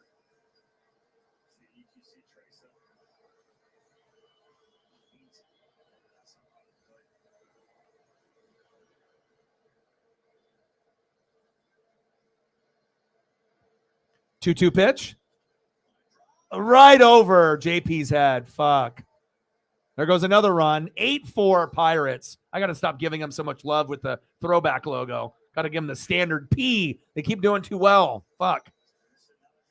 Just when I thought we were about to come back, fuck no. 8-4. Got to give Pittsburgh credit, though. They're a good team this year.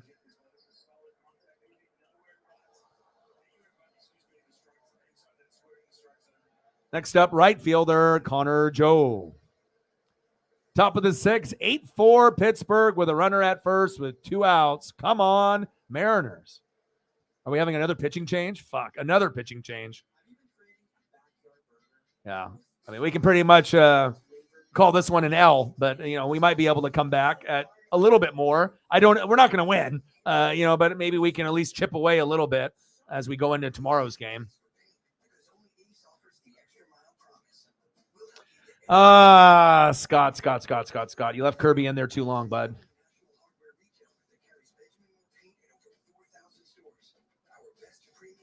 Well, we got a pitching change now. I got to see what other jobber pitcher that they come in here and bring in that's going to do shittier than what we already had. So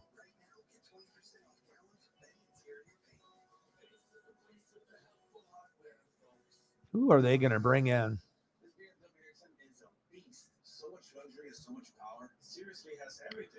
Juan. Uh-oh. All right, well, maybe this will work for us. We'll see. Giving him an opportunity. Juan Pen.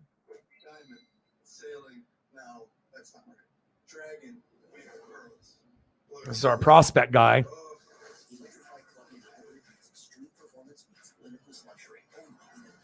Farm guy. Let's see what he'll do.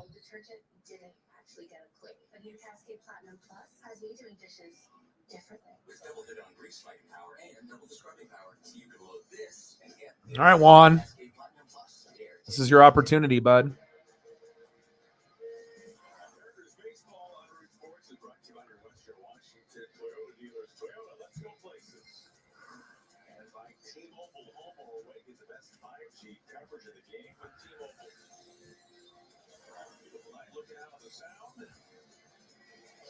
Eight 8-4 Pirates, 11 hits. God damn.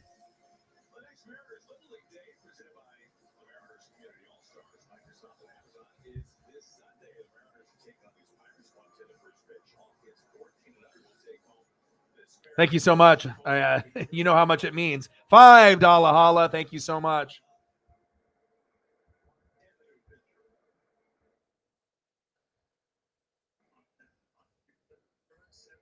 Thank you. Appreciate you. $5 holla. Thank you so much. I appreciate you. Bang, bang, bang. Boom, boom, boom. Bang, bang. $5 holla. Let me know what you want to see during the commercial break, and I'll get you a photo of your favorite Cardinal player or whatever you're looking at, a wrestling photo of maybe the WWE superstar that we're going to be doing tomorrow for that pay-per-view. Of course he steals second. God damn it.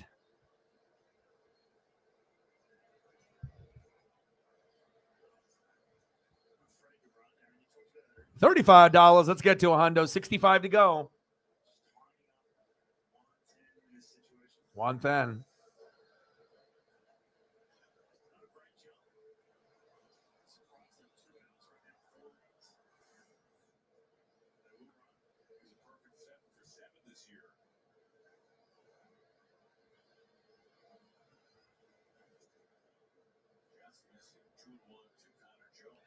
Connor Joe in the box, 0 for 3 today.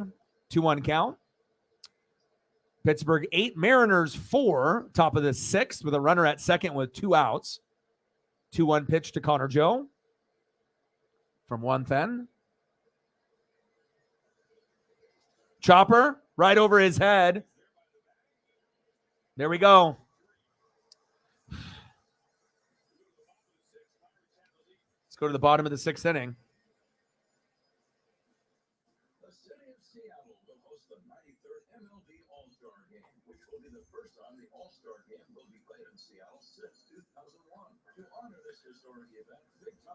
MJF.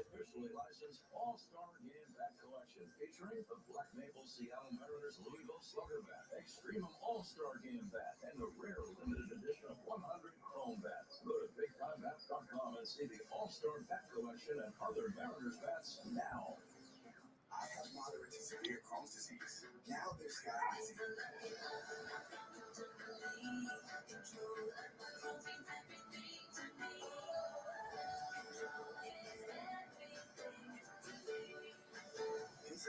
Yeah, I wish I had extra money to be able to, figure something out with the pay-per-view on Sunday, but it's just not going to be able to swing it.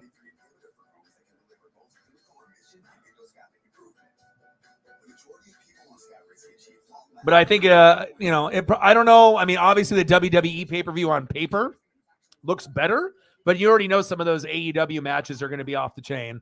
If you're a fan of wrestling, you already know. I mean, especially when AEW only has like 4 main pay-per-views throughout the year. It's not as many, like they don't do one every month, on pay-per-view status like WWE does. So, all right, MJF, I see you.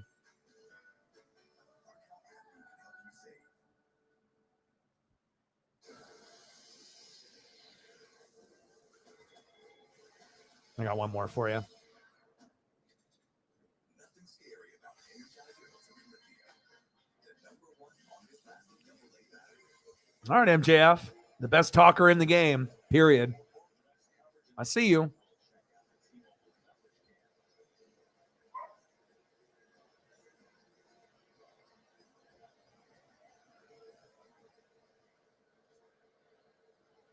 All right, leading off for the Mariners in the bottom of the 6th inning, Eugenio Suarez. Come on, Suarez. Big swing and a miss. Chopped it foul. 1-1 count.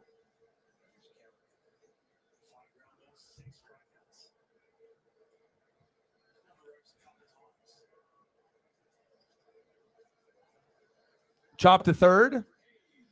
1 away.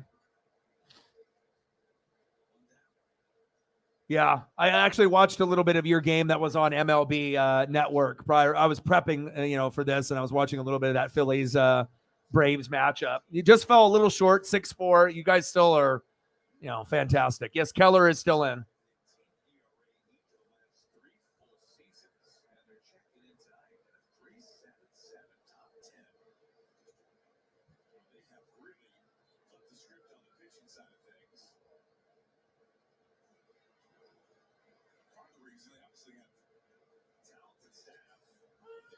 Yeah, right now, Keller, 5.1 innings pitched, 5 hits, 4 earned runs, 1 base on ball, 6 Ks.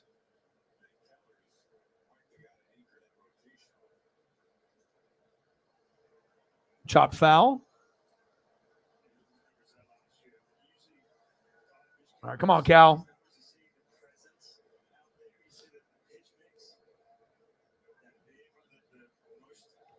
Bottom of the 6th, Pirates 8, Mariners 4.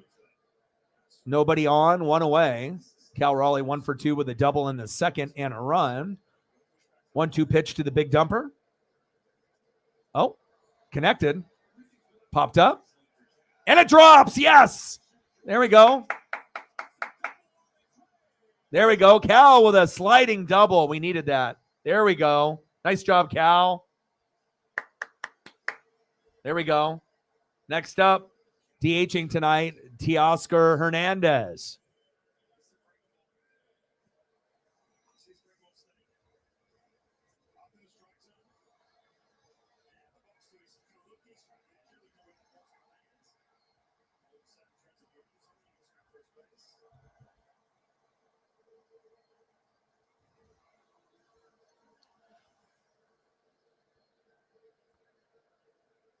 Big swing and a miss. 0-1 count. Batting 7th in the order tonight. Come on, Hernandez.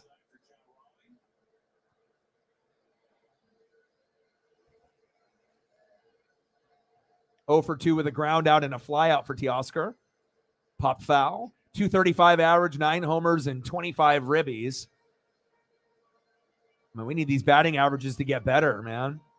J.P. Crawford, 245. France, 263. Julio, 234. Kelenic, 279. Suarez, 218. Raleigh, 237. Teoscar, 235. This is dog shit.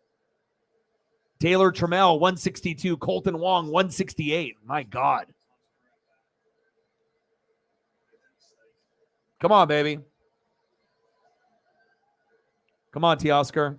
1-2 pitch. Fouls it off the catcher. Hopefully he's okay. Count still stays 1-2.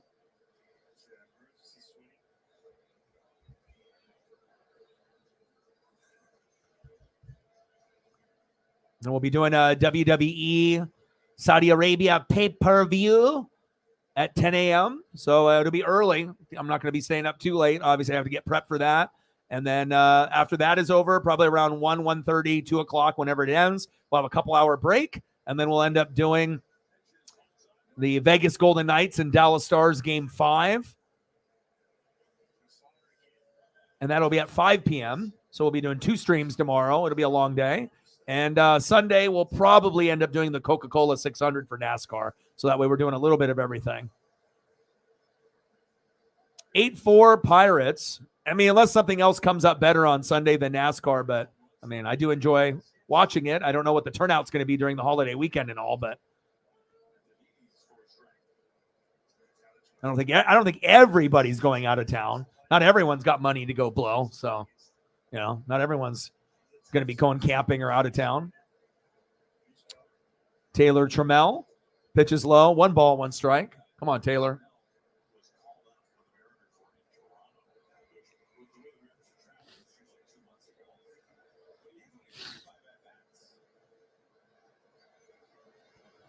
One pitch to Trammell. Pitches inside. 2 balls, 1 strike. Trammell, 162 average, 3 homers, and 11 ribbies, but he only has limited at-bats, so I think he's got less than 50 for the season, so I can't really get on him. He's got 6 hits this season, 3 home runs, so at least on that side, that's good, right? Chopper, foul, and I know they got to give Colton Wong some time, but Jose Caballero is much, much better. Maybe Wong's got him a little bit on the defensive side, but Wong can't hit worth a shit. So that was a bad pickup for us. I won't say the Teoscar pickup was bad. I actually enjoy him in the lineup and his defense, but yeah, as I say, if we made one mistake with all the moves and everything, besides Robbie Ray, we overpaid for him too. I don't know if he'll ever be a Cy Young contender ever again, honestly. But at least we got Bryce Miller. Swing and a miss, struck him out. All right, Mitch, I see you. End of the 6th inning. Pirates 8, Mariners 4. All right, let's go to the top of the 7th.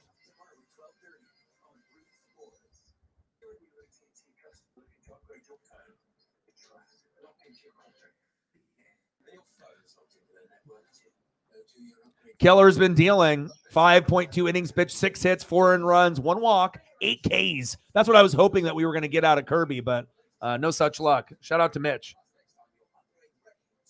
Nice job. I'm not a hater.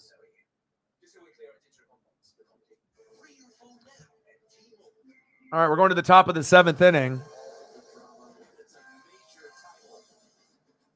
Leading off for the Pirates, 1 for 3 with a run, an RBI, and a K. The former Mariner from last season, batting cleanup, first baseman, Carlos Santana.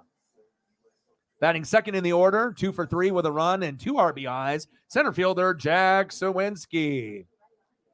And batting third this inning, 1 for 3 with a run and an RBI and a K, third baseman, Brian Hayes. I knew this was going to be a tough game, but I did not expect Pittsburgh to put up almost 10 fucking runs. So, every once in a while, your pitcher will get roughed up. So, Vanilla in the building. What's good?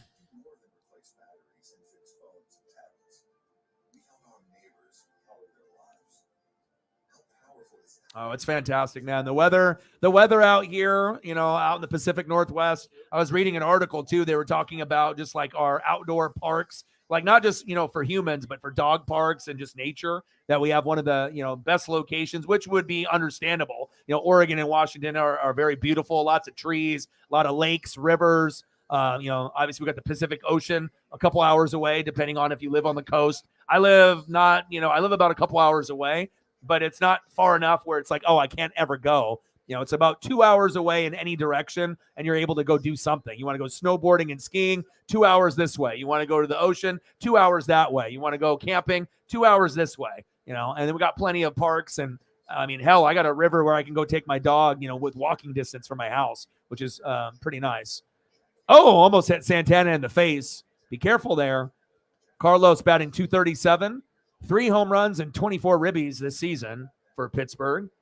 And, obviously I want to be able to win as many games as possible, but also got to be able to shout out teams like the Pittsburgh Pirates, the Baltimore Orioles, the Texas Rangers, teams that normally aren't really that good. And it's just nice to be able to see new teams doing well. But unfortunately, on the flip side of that, the Blue Jays and Mariners aren't very good this year. And those were the 2 teams that, were on the up and up as far as being young, Vlad Jr., Bo Bichette, everything that they had, George Springer. I thought that the Blue Jays and Mariners would kind of feed off what we did last year, and we would try to compete with the Yankees and Astros for being one of the top 4 teams in the American League. But no luck, no luck for that, at this point. But I'm hoping after the All-Star break, things will get a little bit better. Santana fouls off, 2-2 count. And I enjoyed Carlos in Seattle last year. Yeah, nice for Julio to get back on track for sure.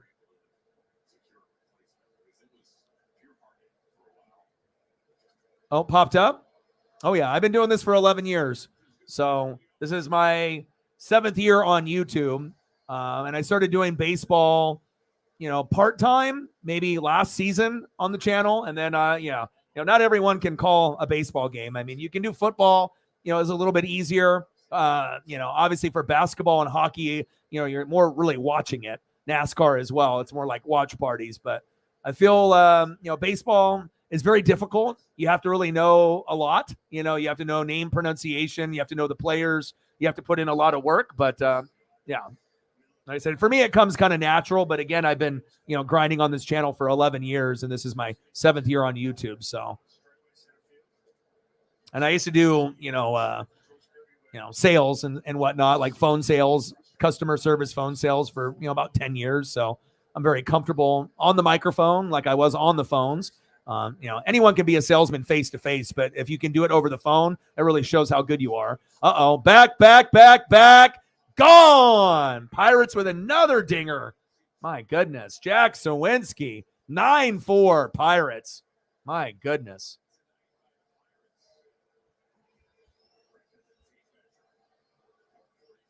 .445 out of the building. Yeah. And like I said, normally I do a little bit more baseball, but since I do hockey as well, I do NFL, college football, I do MLB, I do NASCAR, I do NHL, I do pretty much everything you could think of. And it takes a lot of work, but I haven't been doing as many Mariner and Dodger games for me or my dad, since my dad's been a Dodger fan since the 50s. Grew up in LA, lives in Oregon here with me now, but I've been doing a lot of the NHL playoffs, and so I haven't been able to do as many Mariner games or Dodger games, but I'll try to do as many as I can as soon as obviously the NHL and the NBA season ends.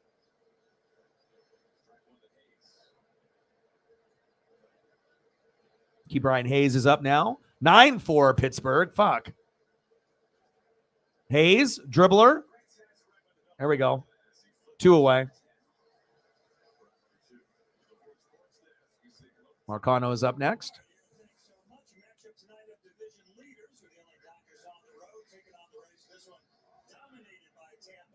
Yeah, but you already know that those teams are so strong that, no matter how much they struggle, eventually they're going to figure it out. There's just way too much talent on those rosters to suck for the whole season. Yeah, Diamondbacks too. Yeah, they've been doing pretty well, but you have to think, just like the Mariners and the Blue Jays struggling, the Padres are struggling too. But I would assume at some point in the season, they'll be number 2 behind the Dodgers. I don't think the Diamondbacks are good enough to sustain second place in that division for the whole year. You know what I mean? And they're sneaky. They're sneaky, and we know that in the division, they can get dubs, because I'll talk to my dad and we'll be like, the Diamondbacks, but it's not like a guaranteed win no matter what season. As we know, like Mariners could play the A's and lose. We could play the Angels. We could play anybody. Back. Gone. Another home run. Are you kidding me? Jesus Christ. 10-4. God, our pitching is terrible today. Everyone is getting home runs today. My God. Before all these home runs, after all the home runs. Motherfucker. 10-4. Pittsburgh. Why? Nice job by Marcano. 10-4. Unbelievable. Next up for Pittsburgh, second baseman, Ji-Hwan Bae. Well, just when I thought we would be able to get on a little bit of a rally, then they pretty much stuck the middle finger out and said, you know what? You think you're coming back? No, you're not. So, and obviously, as you know, in pitching, defense is everything. And obviously pitching is everything. You also need timely hits, which the Mariners don't get. We don't get enough home runs either. And that's why our record is 26-24. And we're in 4th place, but Pittsburgh is 25-24. They're in 2nd place in their division. So.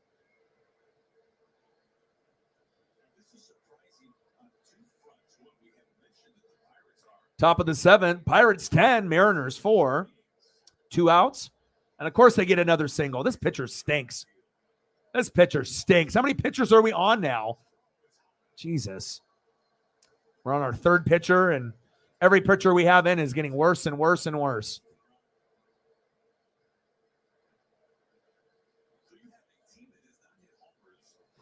Bay with a double. This is ridiculous. Next up, catcher Austin Hedges. How many pitchers are we on? Our fourth pitcher? Third pitcher. And are they going to boot him?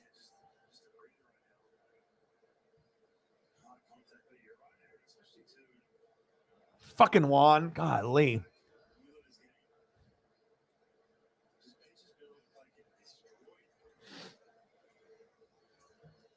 This is the most home runs that Pittsburgh has scored all season. Of course, it's going to happen when I end up doing the game. But I already knew, going into this matchup, I wasn't like, oh, we're going to win all of these games against Pittsburgh after sweeping the A's. I had a feeling that we might lose this series, and I had a feeling that we could. I was hoping we would win tonight, but I had a feeling it could get bad. And here it is. But we can bounce back and get a dub tomorrow. I'm not, And McCutchen set the tone in the top of the first homering, and then bottom of the first, Julio homered. So I was like, okay, 1-1. We're going to go back and forth. But, it's been all Pittsburgh.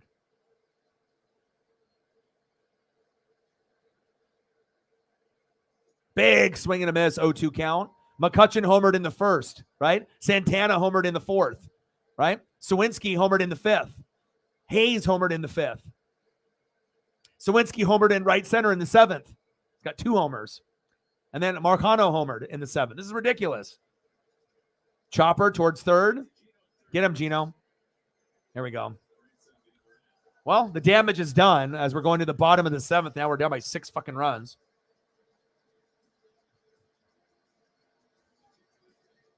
This is Dan. Dan is digging a tunnel. Dan really wants to attend the MLB All-Star Weekend Tunnel run. So Dan, too bad no one told Dan about the $5 hit. Unbelievable. 14 hits, 10 runs. Mariners, 4 runs, 6 hits, and an error. That's just lovely.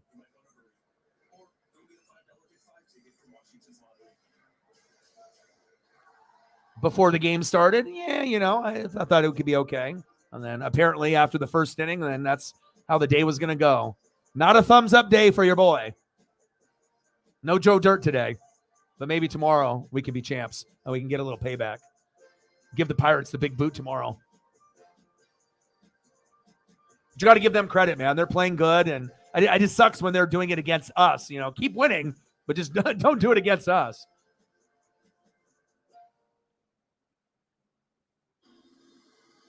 All right, we're going to the bottom of the 7th inning.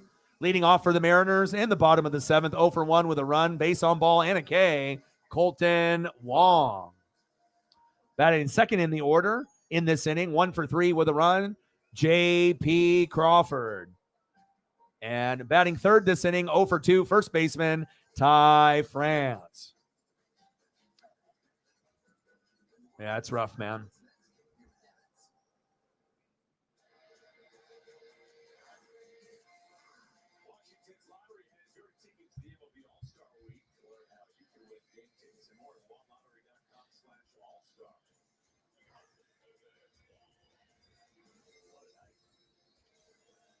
Beautiful day here in the Pacific Northwest. Mid-80s. Even when I was taking Paisley for a walk this morning, I think it was maybe like around 10 a.m.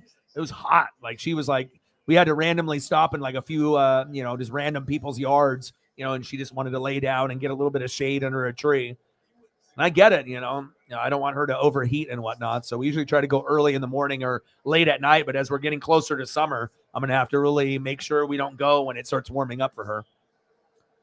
All right, come on, Colton Wong. We're in the bottom of the 7th. No problem. We're only down 6 runs. No biggie. 2-0 count to Wong. Maybe he can get on base with a walk. 3-0 count. If Wong can get on base without even swinging, that could definitely start a rally like it did in the previous inning. So, come on, Wong. Don't swing. Takes a strike. 3-1 count.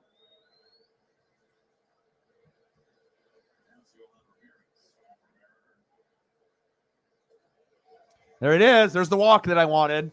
Wong to first. Next up, shortstop J.P. Crawford. And just like when we had our little rally, in the previous inning, in the fifth, maybe we can get something here. Come on, JP.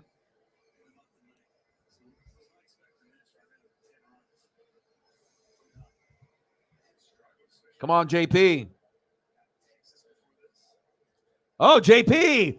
JP. Back. Gone. Woo! Let's go. JP Crawford with a 2-run homer. Woo! Are you kidding me? Let's go. JP Crawford. Electric, baby. There we go. Wow. 10-6. Okay. Woo! That's what I'm talking about, baby. Yes, sir. 6 RBIs in the last 8 games. And JP don't hit home runs, like, at all. But, whenever you need a guy in the most desperate phase, Colton Wong doesn't swing. He gets on with a walk. And instead of that being a solo shot, having it be a 2-run homer, big. Like, we're not going to come back and win this game. I would say the chances of us coming back and winning this game is probably 10%. But when all these pitchers are getting rotated out and new ones are coming in, there is always a chance that we could have a big, inning like this or in the 8th or the 9th where we could slowly make it up. But if we can just keep chipping away, I mean, it would be awesome to end up winning this game 11-10. We're down 10-6 right now. And I know that's asking a whole lot. And realistically, we're losing this game. I get it, but at least we're fighting, so at least it's, not as a total ass kicking, right? Nice job, JP, my boy.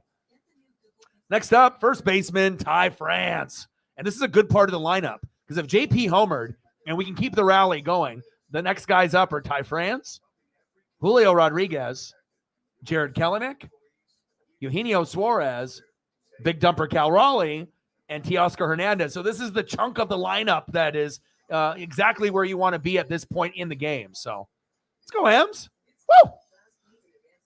I like to see them not giving up, not just rolling over and just being like, fuck it, So many home runs today. McCutcheon with a homer, Julio with a homer, Santana with a homer, Sawinski with a homer, Hayes with a homer, Sawinski with another homer, Marcano with a homer, Crawford with a homer. My God, this might be the game where I've seen the most home runs in one game of me calling the M's this season. I'm trying to remember if I've seen this many collectively in one game. I don't think so. All right, let's go. Come on, Ty. And Ty had 2 homers last night to help us sweep the A's. First time that we've done that in Seattle since like 91. And the A's haven't been good in fucking how long? But still, it's hard to beat a team 4 games in a row.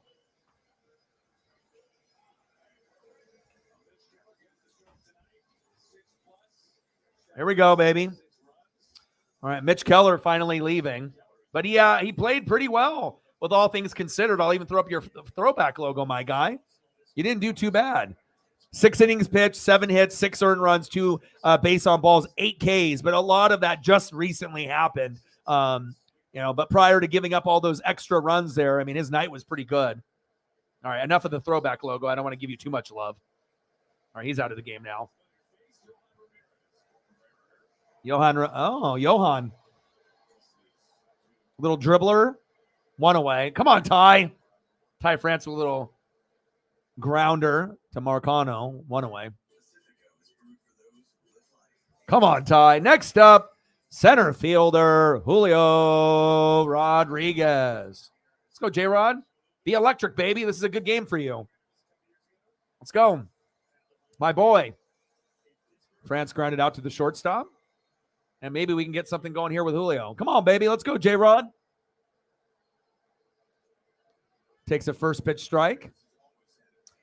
Pirates 10, Mariners 6, bottom of the 7th. The Julio chants are starting in the crowd. 2 for 3 with a solo home run and a single, 3 RBIs. And it's really cool at Fred Meyer's locally here is a store, kind of like a Winco type store where you can get groceries and a little bit of everything. He's got the Julios, which is kind of like Bootios for New Day with cereal for underprivileged kids that he's trying to raise money for. You can get it either on the website or at the Fred Meyers. I think the box costs a lot. It's like $12 to $15, but it is for charity and kind of like a good cause. I'm going to go get one at some point. Julio strikes out. Fuck! But I would like to be able to get the Julio box autographed. And I did see a woman in Seattle got the first box autograph from Julio at the game. And there was a little photo on it. Well, I was a little bit jealous, but maybe I'll be able to get mine hopefully one day autographed if I go up there. A very unique item, a cereal box. I mean, especially it's not Wheaties. It's actually his own cereal. Pretty cool.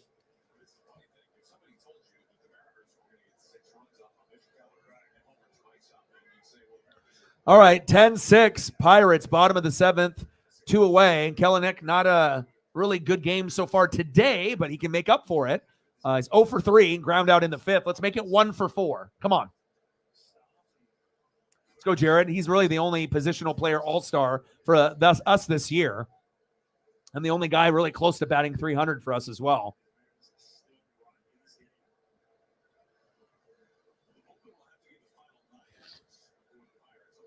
Come on, Jared. 1-1 pitch.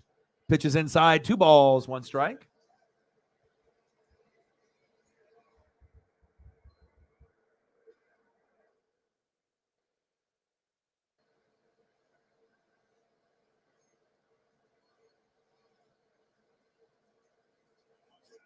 Almost hit him.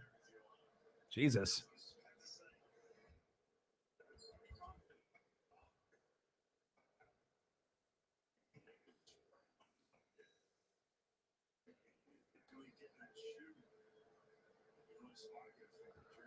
Do I need another photo of you, Jared, to get you going? All right, here we go. I got you. I got you, Jared. Come on, baby. Chopper towards first base, foul. 3 balls, 2 strikes. Count is full. Come on, Kelenic.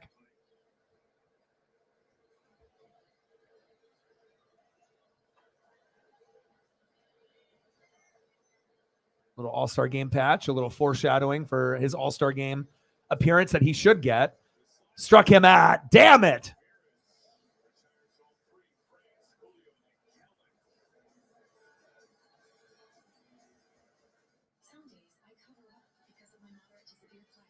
Let's go to the top of the 8th.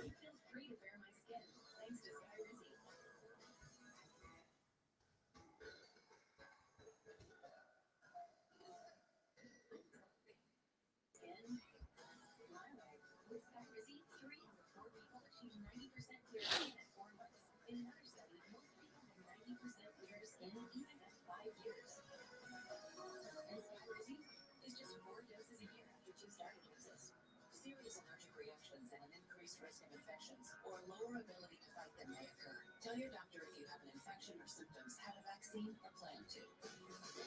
Thanks to Clear Skin Skyrizzi, this is my moment.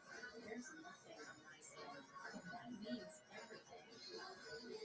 Now's the time. Ask your doctor about Skyrizzi, the #1 dermatologist prescribed biologic in psoriasis. All right, we're going to the top of the 8th inning. Leading off for Pittsburgh, 2 for 4, 2 runs, an RBI and a K, and a solo shot.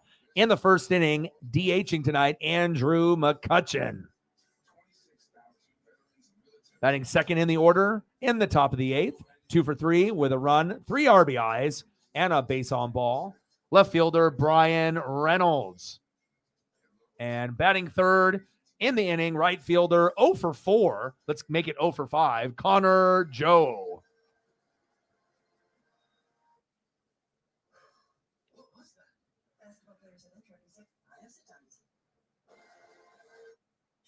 Yeah, it's pretty cool, man. Like I said, I mean, I don't know how the cereal tastes, and it kind of looks like Fruit Loops and whatnot. But I mean, I'm a collector, so anytime if I have a limited edition something, you know what I mean. I don't know if they're going to be selling it for just like this year, or it'll be something that he always does. But you can only buy it at the website or Fred Meyers, like this one store here in Oregon. You can't just buy it, at like Safeway or Albertsons or any box store. So definitely we'll pick one up. And I know they're a little expensive. It probably costs about double what a normal, cereal box would cost. Instead of paying like $5-6, you're going to be paying like 11 or 12, but it's for a good cause. it's a cool item.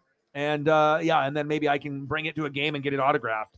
Just to have like that weird random thing autographed. So the GOATs, where are they? Hopefully they end up showing up, sometime tonight, tomorrow, Sunday.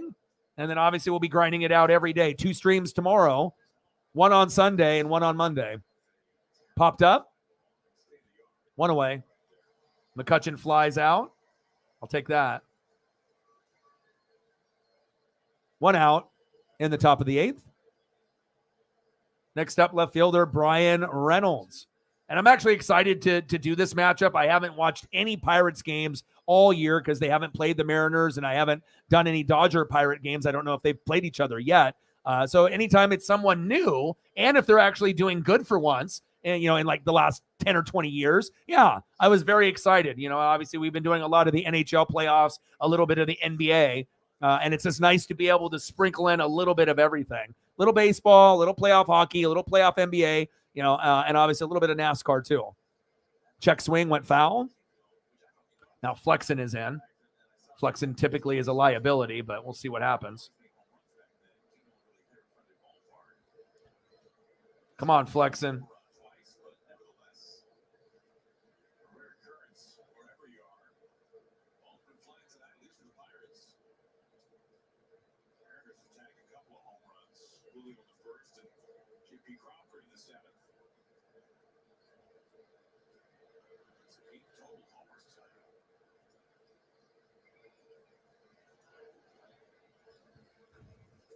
Flexen pitches high, 3 balls, 1 strike. Come on, baby. Come on, Chris.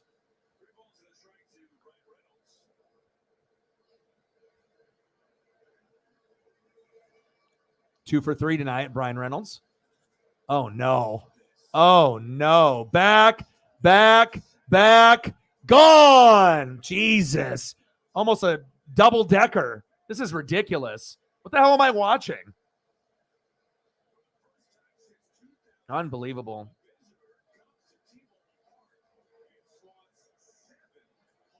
Seven home runs on us.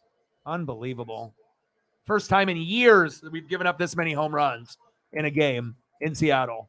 Unbelievable. 7 home runs? Fuck. Well, Flexen's our worst pitcher. We had him starting at one point, and he was like 0 for 5. So does this really surprise me? No, it does not. Man, they're electric tonight. All right, next up, right fielder Connor Joe. Maybe the only motherfucker on the Pittsburgh Pirates that isn't doing anything tonight. Literally, the only guy in the lineup that doesn't have a hit is Connor. So now it's his turn, right? Everyone's got at least 1 hit. Most guys have 2 or 3. This is the only guy that's 0 for 4. What does that mean? Well, I don't think he'll go yard, but my goodness. We're getting ripped up apart right now.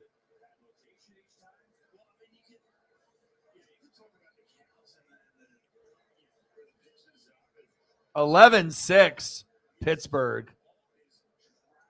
Pitches low, 1 ball, 2 strikes. Season high in runs is 16, April 29th at the Nats.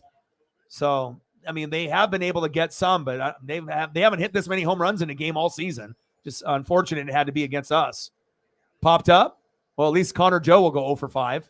That's at least 1 win. That's a dub under our belt. We got 1 guy out of 9 that didn't get a hit tonight. 1 that went 0 for 5.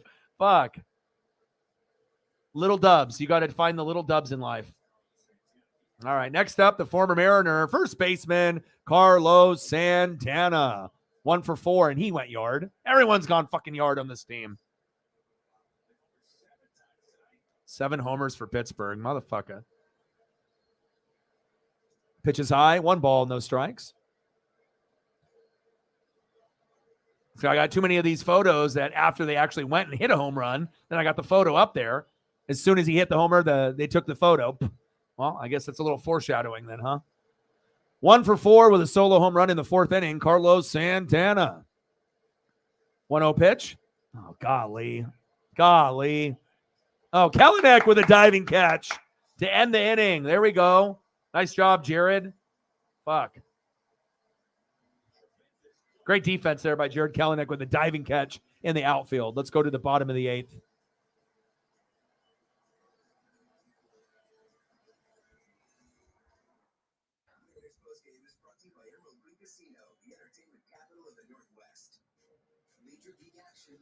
$35. Let's get to a hundo. Need it desperately. Hopefully we can get some support.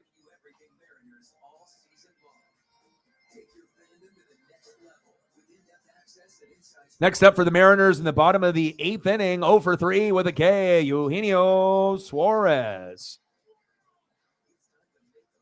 Batting second in the order in the bottom of the 8th, 2 for 3 with a run, big dumper, catcher Cal Raleigh. And batting third, DHing tonight, 0 for 3 with a K, the former Blue Jay, Teoscar Hernandez. We've got an opportunity here to maybe get a little bit more. We're definitely not going to be able to win this game, but or at least we're fighting to a certain degree. Pitching has been absolutely terrible. Normally the pitching is good and the hitting's terrible. Now the pitching is bad in this game, and we got some. We got 6 runs. I mean, typically we don't get 6 in a game, but Sometimes investing can feel so all over the place. That's why Public.com created one place for it all. One place where you can invest in almost everything with financial grade security and more transparency at every step. One place that doesn't sell your trades to market makers. Because it's the one place that's committed to putting investors first. All of your investing all in one place. Plus get up to $10,000 when you transfer an account to Public.com. Tom Glasgow with you from the Ford Sports Desk. The Yankees are to be here on Monday to open up a 3-game series. They were home tonight, taking on the Baltimore Orioles, who erupted for 8 runs in the 7th inning on their way to a 9-6 victory. So impressive betting right there for Baltimore as we take a look at the standings. In the American League West, the Rangers up on the Astros by 3, Angels 5 out first, Mariners 6 back, and the story with the Athletics as far as the AL East is concerned. We'll tell you about that a little bit later as we told they might be coming. There we go. The Rays are leading the Orioles by 4 games. The Yankees 8 back. Red Sox 10 back. And Blue Jays 10.5 off the base. Back to Aaron and Brian. All right, Tom, thank you. Suarez takes 97. Missing away 2 balls and a strike.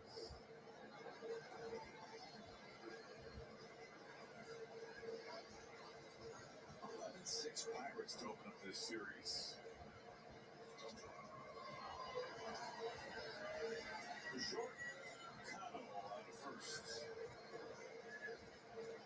Just looking at the American League East, the Yankees are coming to town. They'll be here on Monday. And they will stay through Wednesday. Final leg of this 3-series homestand from T-Mobile Park. Each game at 6:40. Pick up your tickets at Mariners.com.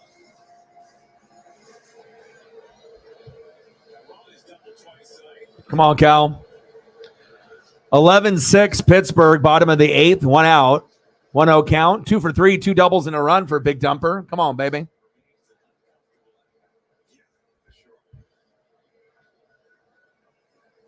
Pitches outside. 2 balls, no strikes.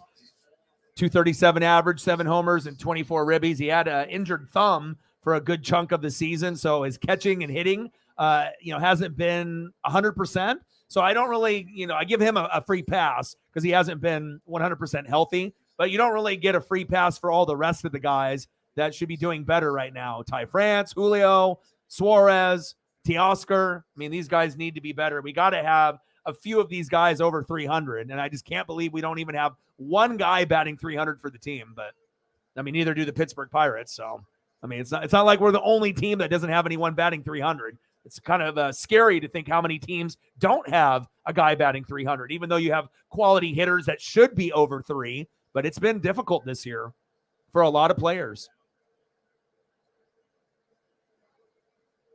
Oh, Cal's on the ground. Did he foul it off himself? Hope he's okay.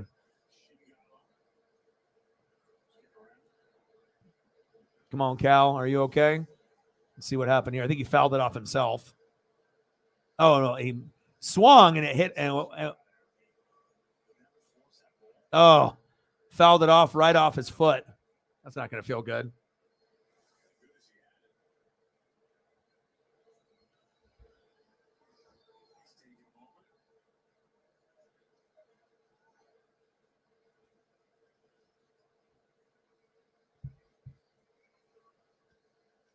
3-2 pitch. Pitch is high. Walked him. Let's go. Let's go. Next up, DHing tonight, Teoscar Hernandez.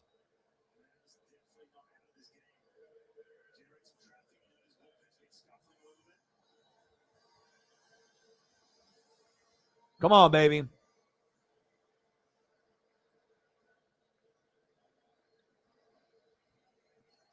Teoscar pops up on the first pitch. God damn it. 2 away. Stop swinging at first pitches, Seattle. It's like every motherfucker on the roster is doing it. It's not helping. You're hurting the team. Your average keeps going down lower and lower and lower. How the hell are you going to get to 300 when you keep swinging on the first 2 pitches? And that goes for everyone on the fucking team. You know, Ty France, Julio, Kelenic, Suarez, Raleigh, Teoscar. Stop that shit. God damn. Next up, left fielder Taylor Trammell. I mean, it worked out for Julio today by getting a homer, but most of the time it ends up ending up in a strikeout, right? A pop-up or a ground out. You're not helping the team, you know, swinging on the first 2 pitches. Be fucking patient. Golly. 1 for 3, RBI single in the second for Trammell. 2-0 count. Let's go, Taylor.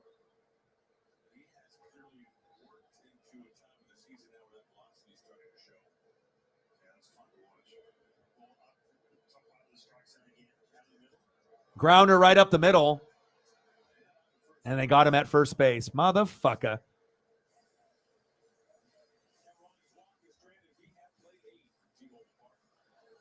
All right, we're going to the top of the 9th.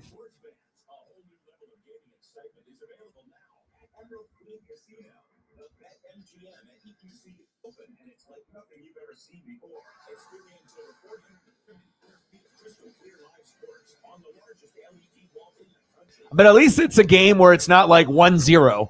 You know what I mean? Obviously, I like, you know, pitchers to go crazy. You know, if you have a game where, you know, the hitting may be non-existent, but you got 2 guys close to 10 Ks. You know, there's different types of games, you know, where you can have the lower scoring football games too. For example, you know, have a game end like 12-9. Some people don't like that, but it ends up being a good defensive battle. You get a little bit of running. Sometimes you get, you know, running in mud, and it's a little slow. Not everyone enjoys a 12-9 football game or a 1-0 game, but at least we got fucking 17 runs today. Wish we had 11, and they had 6, but I already knew this was going to be tough.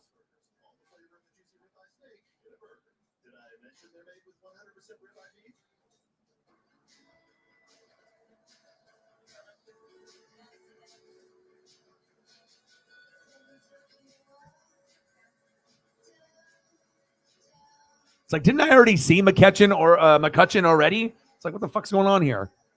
Well, I guess he's already back up in the order again, even though I just saw him. Right? Got so many hits that he've been getting. Leading off in the top of the 9th for Pittsburgh. 2 for 5 with 2 runs, an RBI and a K, and a solo dinga in the first inning. DH Andrew McCutcheon. Batting second in the top of the 9th. 3 for 4. 2 runs, 4 RBIs with a base on ball. Brian Reynolds.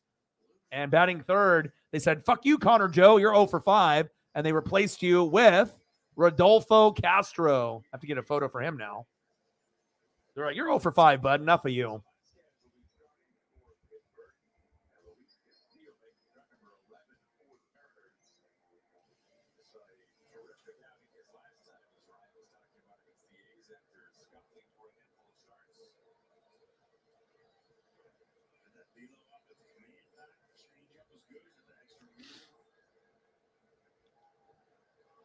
All right, man. No problem. Have a good night. Yeah, no kidding. And like I said, at first, to me, it was Julio. That was the main one that I was focusing on. Like, why is he, you know, being so aggressive? And I get it. It might have worked for you last year, but just because it worked for you last year, they didn't know who you were. You know what I mean? And now they have all that tape on you now. And if they know that, you know, you're going to be getting baited, you know, and you're swinging at shitty pitches, or, you know, they're going for that first pitch strike to get ahead of the count, and you're just going to go for it. But if you don't connect at the right time, you're just going to pop up or ground out, you know? So, and it's not just him. It's like collectively the Mariners have had a big problem with this, you know? I mean, I see certain guys work the count like Ty France. I mean, there are guys, Kellenick works the count typically, Ty France, but I mean, as a unit collectively, overall, it hasn't been good for us. We haven't been getting hits in a timely manner. We haven't been getting home runs. The pitching has been fantastic, so at least we got that with Castillo, Gilbert, Bryce Miller, and obviously normally George Kirby, and even Marco's been good. So if you want to talk about our pitching staff, we have one of the top 5 pitching staffs in Major League Baseball, but the hitting is not up to par. There we go. We got a K there at least. All right, Flexen.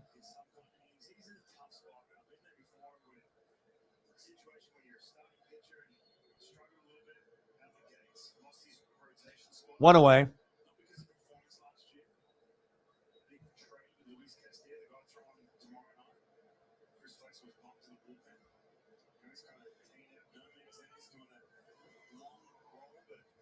Yeah, I was going to say back in that order that was not updated. I was going to say I don't think McCutcheon and Reynolds and Joe are up again. I was like, they obviously ESPN had their shit all fucked up. I was like, didn't we just go from Carlos Santana? So obviously Sawinski just got out, and now we have Hayes up. Run, Kellenick. 2 away. Nice. There we go. And then next up, Marcano at shortstop. You got to love ESPN for not updating their shit, right? Yeah, but I totally agree, man. And that's a big reason why we're 26-24 and we don't have a very good home record, and we're sitting in 4th place. If we had a little bit more patience, we might be sitting, where Houston is right now in 2nd place behind the Rangers.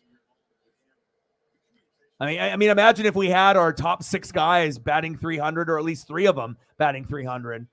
Popped up. There we go. Right to Julio. 1, 2, 3 inning. Bye-bye. And now we're in the bottom of the 9th. All right. Desperation time now.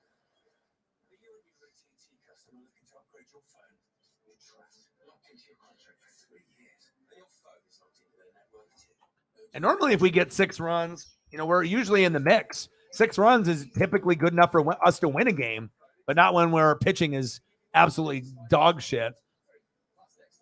But you got to give Pittsburgh credit.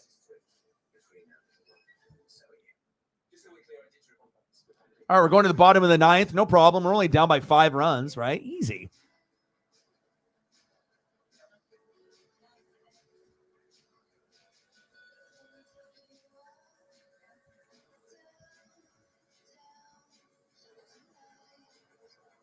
We'll see if they got their lineups updated correctly now, ESPN. Here we go.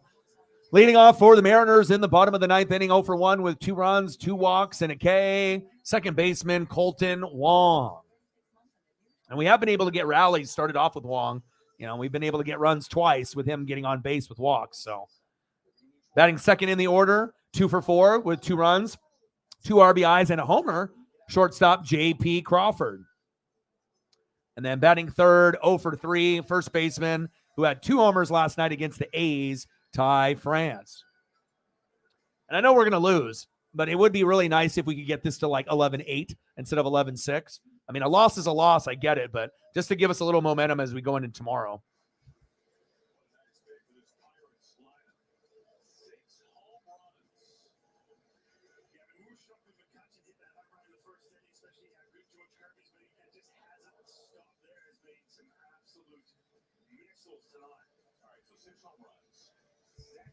Home runs, McCutcheon, Santana, Sawinski, Hayes, Sawinski. Ridiculous. And then Reynolds, 7 homers. Brutal.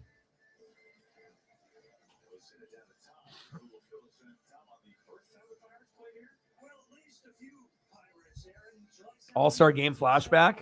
Oh, wow. Look at this. July 17th, 1979. Dave Parker wins MVP as the National League wins the All-Star Game 7-6. Wow. Jim Rice out at third.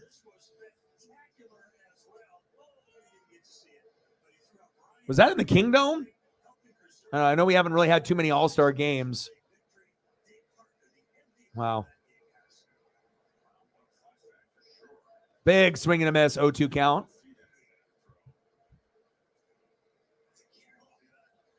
And we haven't had an All-Star game since 2001, Ichiro's rookie year.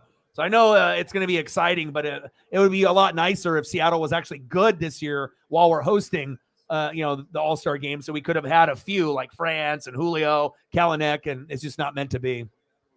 Now we got Dwayne Underwood Jr. on the mound trying to get these last outs. Pitch is low. 2 balls, 2 strikes.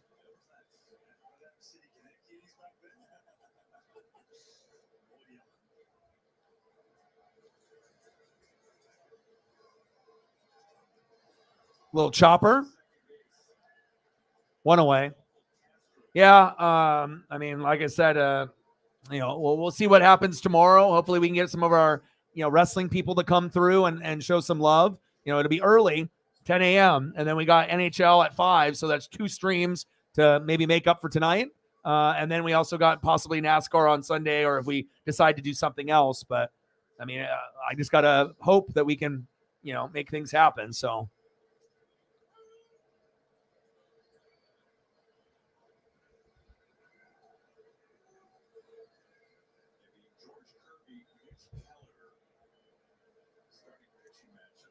Oh, 1 pitch.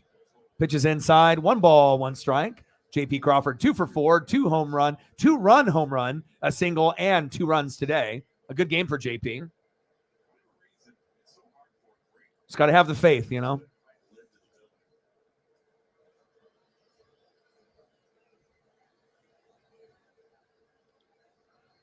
Pittsburgh 11, Seattle 6. So many home runs tonight. Bottom of the 9th. 1 out. Underwood on the mound. JP, line drive caught by Marcano. Nice catch. Nice defense there by Marcano. Son of a bitch. 2 away. All right, we're down to our last out. First baseman, Ty France.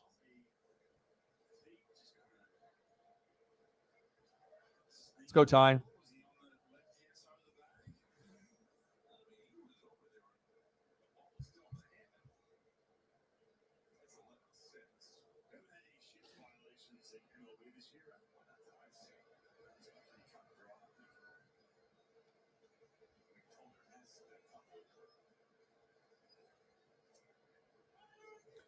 Pitch on the corner. 1 ball, 1 strike.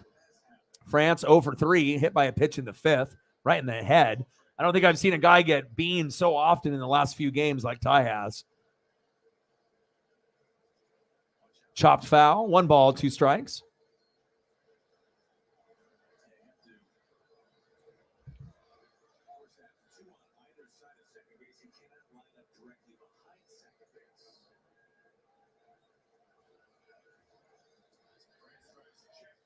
Got him.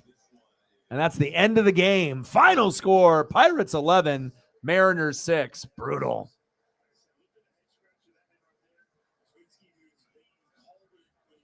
Nice job, Pittsburgh.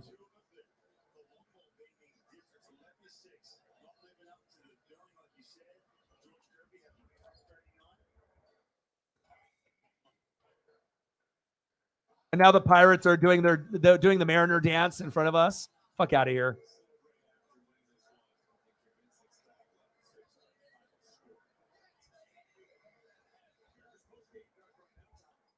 Oh, we're getting payback tomorrow after that. Final score, 11-6. Pirates win. Shout out to them. They played great. I should have known better putting McCutcheon on with the thumb with a cool image like that he was going to play good tonight.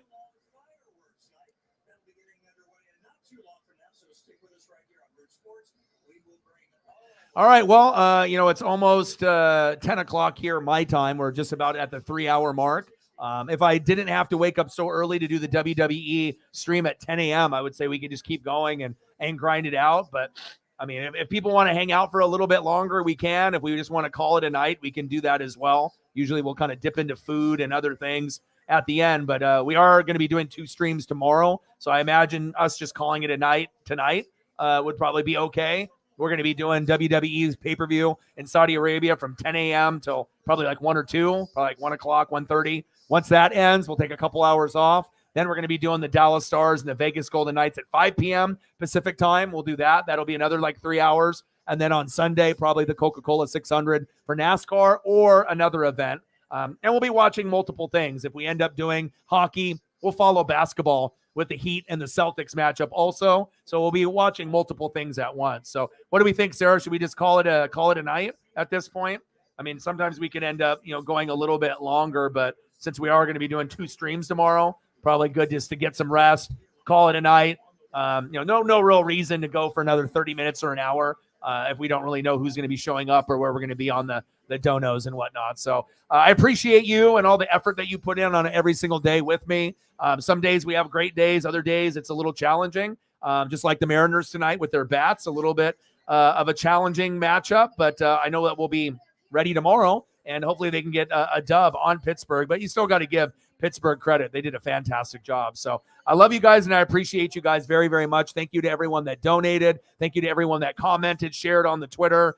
You guys are the best. I love you, and I appreciate you. And we'll be back tomorrow at 10 a.m. Pacific time for WWE pay-per-view, a little watch party and live reactions, and then we'll be live also at 5 p.m. for the Stars and the Golden Knights. That'll be tomorrow, 2 streams tomorrow, and then we'll do probably NASCAR Coca-Cola 600 on Sunday. So we'll be very, very busy during this holiday weekend, and then we'll do another stream on Monday that we'll decide at that point if it'll be baseball, basketball, hockey, or something else. So love you guys, and I appreciate you guys very, very much. And I got one question for you. Who talk sports like us? Your boy Ryan, Northwest Sports Fanatics, and I'm out. Okay.